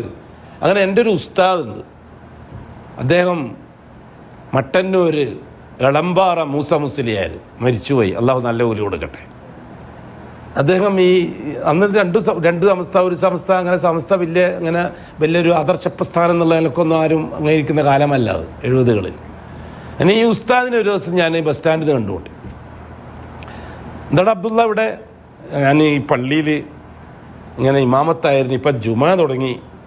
അപ്പോൾ ജുമാക്ക് ഒരു ബാങ്കേ ഉള്ളൂ, പെണ്ണുങ്ങളും വരുന്നുണ്ട്. ഞാൻ ആദ്യമായിട്ടാണ് പെണ്ണുങ്ങളെ ജുമാക്ക് വരുന്നത് കാണുന്നത് അന്ന്. അപ്പോൾ ഞാൻ ഉസ്താദ്, അപ്പോൾ ഉസ്താദ് എന്നോട് കൂളായിട്ട്, അതെന്താടാ പെണ്ണുങ്ങൾ ജുമാക്ക് വന്നാൽ കുഴപ്പം? അപ്പോൾ ഞാൻ പറഞ്ഞു, ബാങ്കോ? ഒരു ബാങ്കല്ലേടാ റസൂലുള്ളാഹി ഞങ്ങളുടെ കാലത്തുണ്ടായിട്ടുള്ളൂ. എന്തൊരു നല്ല ഉസ്താദ് ആലോചിച്ചൊക്കെ. കാരണം മുജാഹിദ് എന്ന് പറഞ്ഞ സാധനം പോലും ഇല്ലാത്ത കാലമായത്. അന്ന് ജമാഅത്ത് ഇസ്ലാമിക്കാർക്ക് കുറച്ചും കൂടി ഒരു ഗ്രിപ്പുള്ളത്. അന്ന് ഈ ഉസ്താദ് ഞാൻ മീസാൻ അജ്നാസ് അതുപോലുള്ള കിതാബുകളൊക്കെ ഓതിയത്. എന്നെ ഭയങ്കര ഇഷ്ടമായിരുന്നു. ഭയങ്കര തത്സമത്തിൻ്റെ പണിക്കാരനാണ്. എന്നെ മന്ത്രിക്കാനയക്കുക. 7 ദിവസം മന്ത്രിച്ചിട്ട് 7ാമത്തെ ദിവസം ശൈത്താനെ ഇളക്കണം. ഇപ്പം അന്നത് ജിന്നുകൾ, അന്നല്ലേ ശൈത്താനുകളാണ്, ഇന്ന് ജിന്നുകളാണ്. എന്നുവെച്ചല്ലേ ശൈത്താനെ ഡിസ്മിസ് ചെയ്തിട്ട് ഇപ്പം ജിന്നിനെ ആ സ്ഥാനത്തേക്ക് കൊണ്ടുവന്നാരല്ലോ. അത് അതിനേക്കാളും വലിയ മുസീബത്ത്. പോട്ടെ. അപ്പം ഞാൻ അങ്ങനെ വളർന്നു വന്ന ഒരുത്തരാണ് ഞാൻ. അത് കഴിഞ്ഞിട്ട് പിന്നെ സംഭവിക്കുന്ന വളവട്ടണം മന്നക്ക് ഖത്തീബാവുന്നു ഞാൻ. മലയാളം പ്രസംഗിച്ചിട്ട്. 1977 ഞാൻ വളവട്ടം മന്നക്ക് ഖത്തീബാകുന്നത്. അത് മലയാളത്തിലാണ് മിമ്പർമെന്നാണ് പ്രസംഗിക്കുന്നത്. അപ്പോൾ എനിക്ക് ഈ ഷിയാക്കളുമായിട്ട് എന്താ ബന്ധം? അതുകൊണ്ട് ഷിയാക്കളിൽ നിന്ന് വന്നവനാണ് എന്നുള്ള കള്ളമാണ്. അല്ല, ഒരിക്കലും അല്ല. കാരണം എന്നെ ഈ ഖത്തീബ് മലയാളത്തിൽ പ്രസംഗിക്കുന്ന ഖത്തീബായതുകൊണ്ട് ഇവരാരും എന്നെ അടുപ്പിച്ചിട്ടില്ല. മനസ്സിലായില്ലേ? അതുകൊണ്ട് തന്നെ അന്ന് ജമാഅത്ത് ഇസ്ലാമിക്കാരും മുജാഹിദുകളുമായ ഒരുപാട് കൂട്ടുകാരുണ്ടായി. കാരണം അന്നൊന്നും മുജാഹിദിനോ ജമാഅത്തിനോ പള്ളിയില്ല. പരിഭാഷയുള്ളതുകൊണ്ട് ഈ പള്ളിയിലേക്കാണ് അവരെല്ലാം ജുമാക്ക് വരിക. അങ്ങനെ കുറേ കൂട്ടുകാരുണ്ടായി. അങ്ങനെയാണ് കാര്യങ്ങൾ ഇങ്ങനെ മുന്നോട്ട് പോകുന്നത്. അപ്പോൾ സലഫിയത്തിൻ്റെ ഈ മാർഗം അതൊരു വലിയ സംഭവമാണ്. ഞാൻ നേരത്തെ സൂചിപ്പിച്ച ഹിദായത്തിൻ്റെ ഭാഗമാണ്. അള്ളാഹു ഉദ്ദേശിച്ചവർക്ക് മാത്രം കാണിച്ചു കൊടുക്കുന്നൊരു രാജമാർഗം. ഈ രാജമാർഗം എന്ന് പറഞ്ഞാൽ സംഘടനയിൽ മെമ്പർഷിപ്പ് എടുക്കുന്നതിൻ്റെ പേരല്ല, ആ തത്വത്തിൻ്റെ പേരാണ്. ഏത് വിഷയത്തിലും അള്ളാഹുവിനെ മാത്രം പരിഗണിക്കുക. 313 മുർസലീങ്ങൾ പഠിപ്പിച്ചതുപോലെ, സഹാബാക്കൾ ജീവിച്ച് കാണിച്ചു തന്നതുപോലെ. അതിൻ്റെ അപ്പുറത്ത് വേറൊന്നും ചിന്തിക്കുന്ന വിഷയമില്ല. ആ ഒരു രീതി 1200 കൊല്ലമായിട്ട് കേരളത്തിലെ മുസ്ലിമുകൾക്ക് നഷ്ടപ്പെട്ടു. 1430 കൊല്ലമായി കേരളത്തിൽ ഇസ്ലാം വന്നിട്ട് ഈ 1430 കൊല്ലത്തിനിടയിൽ യമനിയൻ സൂഫി ഷെയ്ഖുകളെ വഴിയിലൂടെ ഇസ്ലാം വന്നതുകൊണ്ട് തന്നെ ഒറിജിനൽ ഷഹാദത്ത് ചർച്ച ചെയ്യപ്പെട്ടില്ല കേരളത്തിൽ. അതൊരു യാഥാർത്ഥ്യമാണ്. അത് ഞാൻ നേരത്തെ സൂചിപ്പിച്ചല്ലോ. സൂഫികൾ ഷഹാദത്തിനെ ബാത്തിലാക്കാൻ വേണ്ടി ജൂതനുണ്ടാക്കിയ ചരക്കാണ് സൂഫി തരീഖത്ത്. ഇവരാദ്യം മുഹമ്മദ് റസൂലുള്ളാഹി കൊടുത്ത ഷഹാദത്ത ബാത്തിലാക്കുക, ജീവിച്ചിരിക്കുന്ന ഷെയ്ഖുകളെ വെച്ചിട്ട്. ആ ഷെയ്ഖ് മരിച്ച് മറമാടിക്കഴിഞ്ഞാൽ ആ മരിച്ചുപോയ ഷെയ്ഖിനെ വെച്ചുകൊണ്ട് ലാ ഇലാഹ ഇല്ലല്ലാഹ് എന്ന ഷഹാദയും ബാത്തിലാക്കും. ഈ പാരമ്പര്യം ഏതാണ്ട് 1200 കൊല്ലമായിട്ട് കേരളത്തിൽ തുടരുകയാണ്. ഇതിനെതിരായിട്ട് ശക്തമായി ശബ്ദിച്ചതാരാണ്? ബഹുമാനപ്പെട്ട മുജാഹിദീങ്ങളും ജമാഅത്ത് ഇസ്ലാമിക്കാരൊന്നല്ല, ഷെയ്ഖ് സൈനുദ്ദീൻ മഖ്ദൂം റഹിമഹുല്ല പൊന്നാനി വലിയ പള്ളിയിലെ ജുമാഅത്ത് പള്ളിയിൽ വെച്ച്, വലിയ പള്ളിയിലെ മിമ്പറിൽ വെച്ച് വളരെ ശക്തമായി ഈ സമ്പ്രദായത്തിനെതിരായിട്ട് ശബ്ദിച്ചു. ഇതപകടമാണെന്ന് പ്രസംഗിച്ചു. ആ പ്രസംഗത്തിന്റെ അലയൊലി മലബാറിലെല്ലാം അടിക്കാൻ തുടങ്ങി. ഈ സന്ദർഭത്തിലാണ് സൂഫി ഷെയ്ഖുകൾക്ക് വേണ്ടി ഉണ്ടാക്കിയ കൊണ്ടോട്ടി കുബ്ബ യമനിയൻ ഷെയ്ഖിന്റെ സ്മാരകമായിട്ടുണ്ടാക്കുകയും 1000 കൊല്ലത്തോളമായിട്ട് കൊണ്ടോട്ടി നേർച്ച നടന്നുകൊണ്ടിരിക്കുകയും ചെയ്യുന്ന ആ കുബ്ബയെ വെച്ചുകൊണ്ട്, കുബ്ബൻ്റെ ഉള്ളിൽ ആരുമില്ല, ഇപ്പോഴും കുബ്ബ കാണാം, കുബ്ബൻ്റെ അടിയിൽ ആരുമില്ല, കാലി കുബ്ബയാണ്. അതായത് മലപ്പുറം ജില്ലയിലെ മുസ്ലിങ്ങൾക്ക് കച്ചവടം ചെയ്യാൻ, ബിസിനസ് കച്ചവടം എന്ന് പറഞ്ഞാൽ എന്താണ് മലപ്പുറത്തിൻ്റെ അവസ്ഥ എന്താന്ന്? ഈ കഴുകിൻ്റെ മുകളിൽ നിന്ന് വീഴുന്ന പാള, ആ പാള കോട്ടി പാത്രാക്കും. എന്നിട്ട് കഞ്ഞി, ഹദ്യക്കഞ്ഞി കിട്ടും, നേർച്ചക്കഞ്ഞി. ആ കഞ്ഞി വിളമ്പിയാൽ അത് കുടിക്കാൻ കയ്യിൽ വേണം. ആ കയ്യിൽ കശുമാവിൻ്റെ ഇല കൂട്ടിയിട്ട് കയ്യിലാക്കും. നമ്മളൊക്കെ ചെറുപ്പത്തിൽ ആ കഞ്ഞി കുടിച്ചിട്ടുണ്ട്. കശുമാവിൻ്റെ ഇല കൂട്ടി കയ്യിലാക്കിയിട്ട് പാള കൊണ്ടുണ്ടാക്കിയ പാത്രത്തിൽ കഞ്ഞി കുടിച്ചിട്ടുണ്ട് നമ്മൾ. അങ്ങനത്തെ ഒരു കാലഘട്ടം ഉണ്ടായിരുന്നു മലബാറിൽ. ഇന്നത്തെ ആർക്കത് മനസ്സിലാവില്ല, വെള്ളാപ്പള്ളിക്ക് അടക്കം മനസ്സിലാവില്ല അതൊന്നും. ഈ രീതിയിൽ ജീവിച്ച കാലം അത്യാവശ്യം കഞ്ഞി കുടിക്കാനുള്ള വഴിയൊപ്പിക്കാനായിരുന്നു കൊണ്ടോട്ടി കുബ്ബ വെച്ചുകൊണ്ട് നേർച്ച എന്നുള്ള രീതിയിൽ ഒരു ഉത്സവം ഉണ്ടാക്കിയത്. ആ ഉത്സവത്തിന് റോഡ് സൈഡിലും മറ്റും കച്ചവടം നടക്കും. ആ കച്ചവടത്തിൽ കിട്ടുന്നതാണ് ഒരു കൊല്ലത്തേക്ക് ജീവിക്കാനുള്ള വിഭവം. അതാണ് 10-15 ദിവസം ഉറൂസ് ഉണ്ടാവും. ആ ഉറൂസ് ഈ കച്ചവടക്കാർക്ക് വേണ്ടിയുള്ളതാണ്, നല്ലത് ഔലിയാക്കന്മാർക്ക് വേണ്ടിയുള്ളതല്ല. ആ പാരമ്പര്യത്തെയാണ് ബഹുമാനപ്പെട്ട ഷെയ്ഖ് സൈനുദ്ദീൻ മഖ്ദൂം റഹിമഹുല്ലാ വിമർശിച്ചത്. അതോടുകൂടി കൊണ്ടോട്ടി ഷെയ്ഖന്മാരുടെ പാർട്ടിയും മഖ്ദൂം തങ്ങളുടെ പാർട്ടിയും രണ്ട് തട്ടിലായി. ആ മഖ്ദൂം തങ്ങളെ ചിന്തയിൽ ഉടലെടുത്തതാണ് 1924 കേരള ജമിയത്തുൽ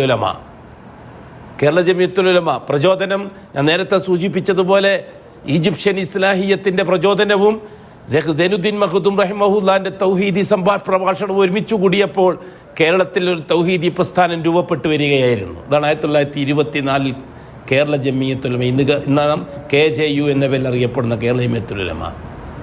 ആ കേരള ജമിയത്തുൽ ഉലമ പൊതുജനങ്ങളെയും കൂടി ഉൾപ്പെടുത്തിക്കൊണ്ടാണ് 50കളിൽ KNM കേരള നദ്വത്തുൽ മുജാഹിദീൻ എന്ന പ്രസ്ഥാനം ഉണ്ടാക്കിയത്. ലക്ഷ്യം എന്താണ്? ഞാൻ ഈ പറഞ്ഞത് ഷെയ്ഖ് സൈനുദ്ദീൻ മഖ്ദൂമിൻ്റെ ചിന്ത കേരളത്തിലെ ജനങ്ങൾക്ക് എത്തിച്ചു കൊടുക്കുക എന്നുള്ളതാണ്.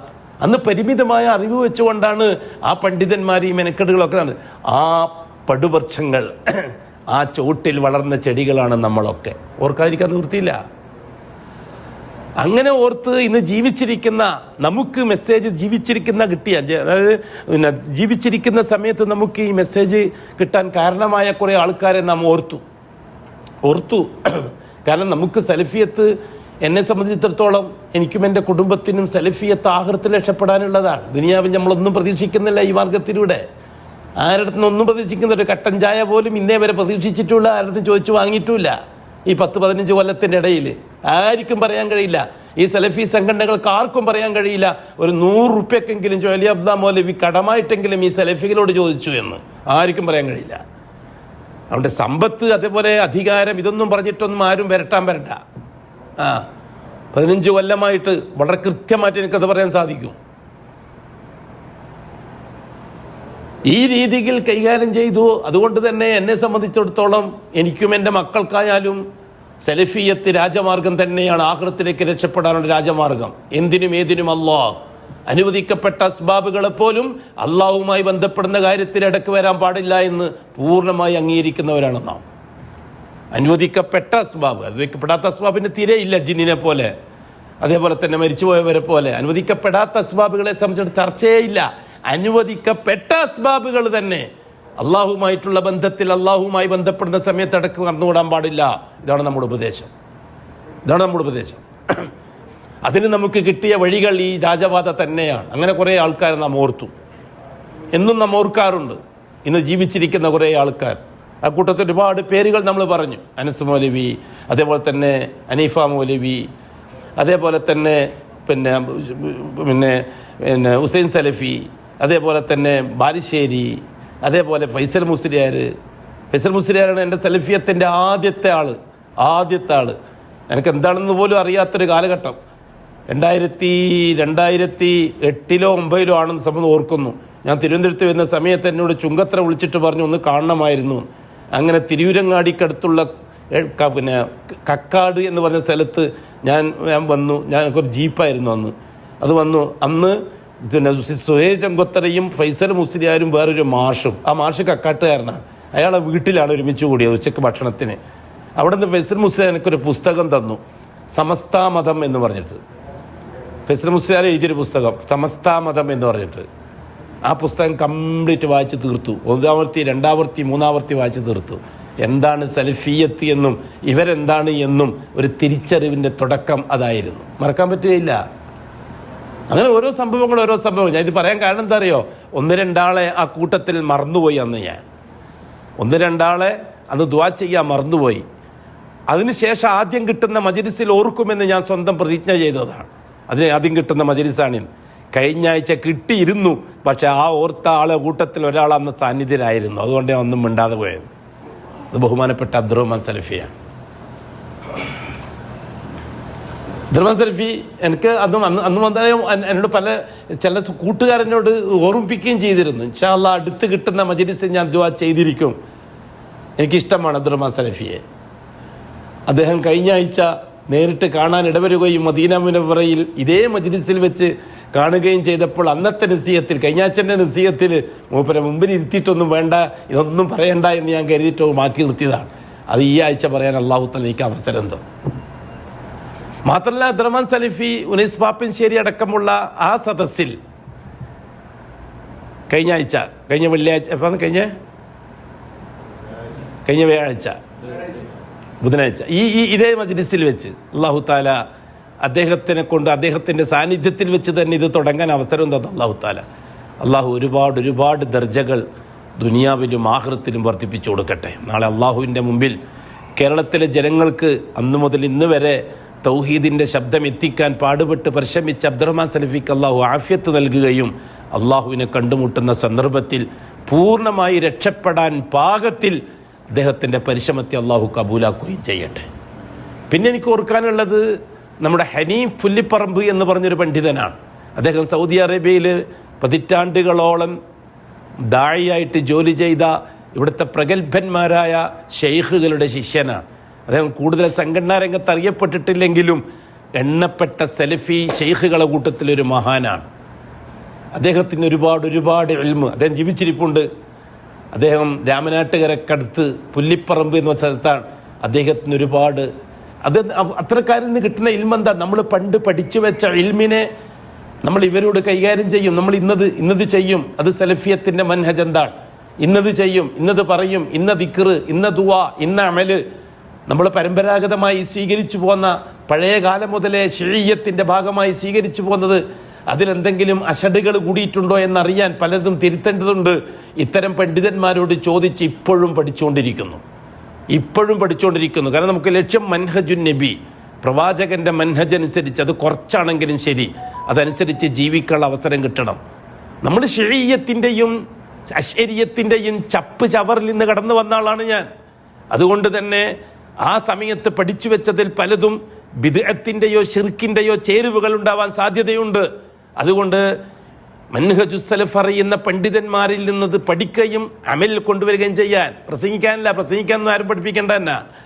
പ്രസംഗിക്കാതെ 50-52 കൊല്ലമായി ഈ പരിപാടി തുടങ്ങിയിട്ട്. എനിക്ക് അമൽ ചെയ്യാൻ, അതെൻ്റെ മക്കളെ കൊണ്ടും ചെയ്യിപ്പിക്കാൻ.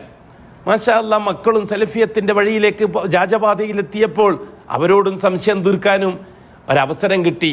അതുകൊണ്ട് തന്നെ ഈ ഹനീഫ് പുല്ലിപ്പറമ്പ് എന്ന് പറയുന്ന പണ്ഡിതൻ, അള്ളാഹു അദ്ദേഹത്തിന് ആഫിയത്തുള്ള ദീർഘായുസ് നൽകുകയും അദ്ദേഹത്തിൻ്റെ പരിശ്രമങ്ങൾ, ഒരുപാട് കിതാബുകൾ എഴുതിയിട്ടുണ്ട്.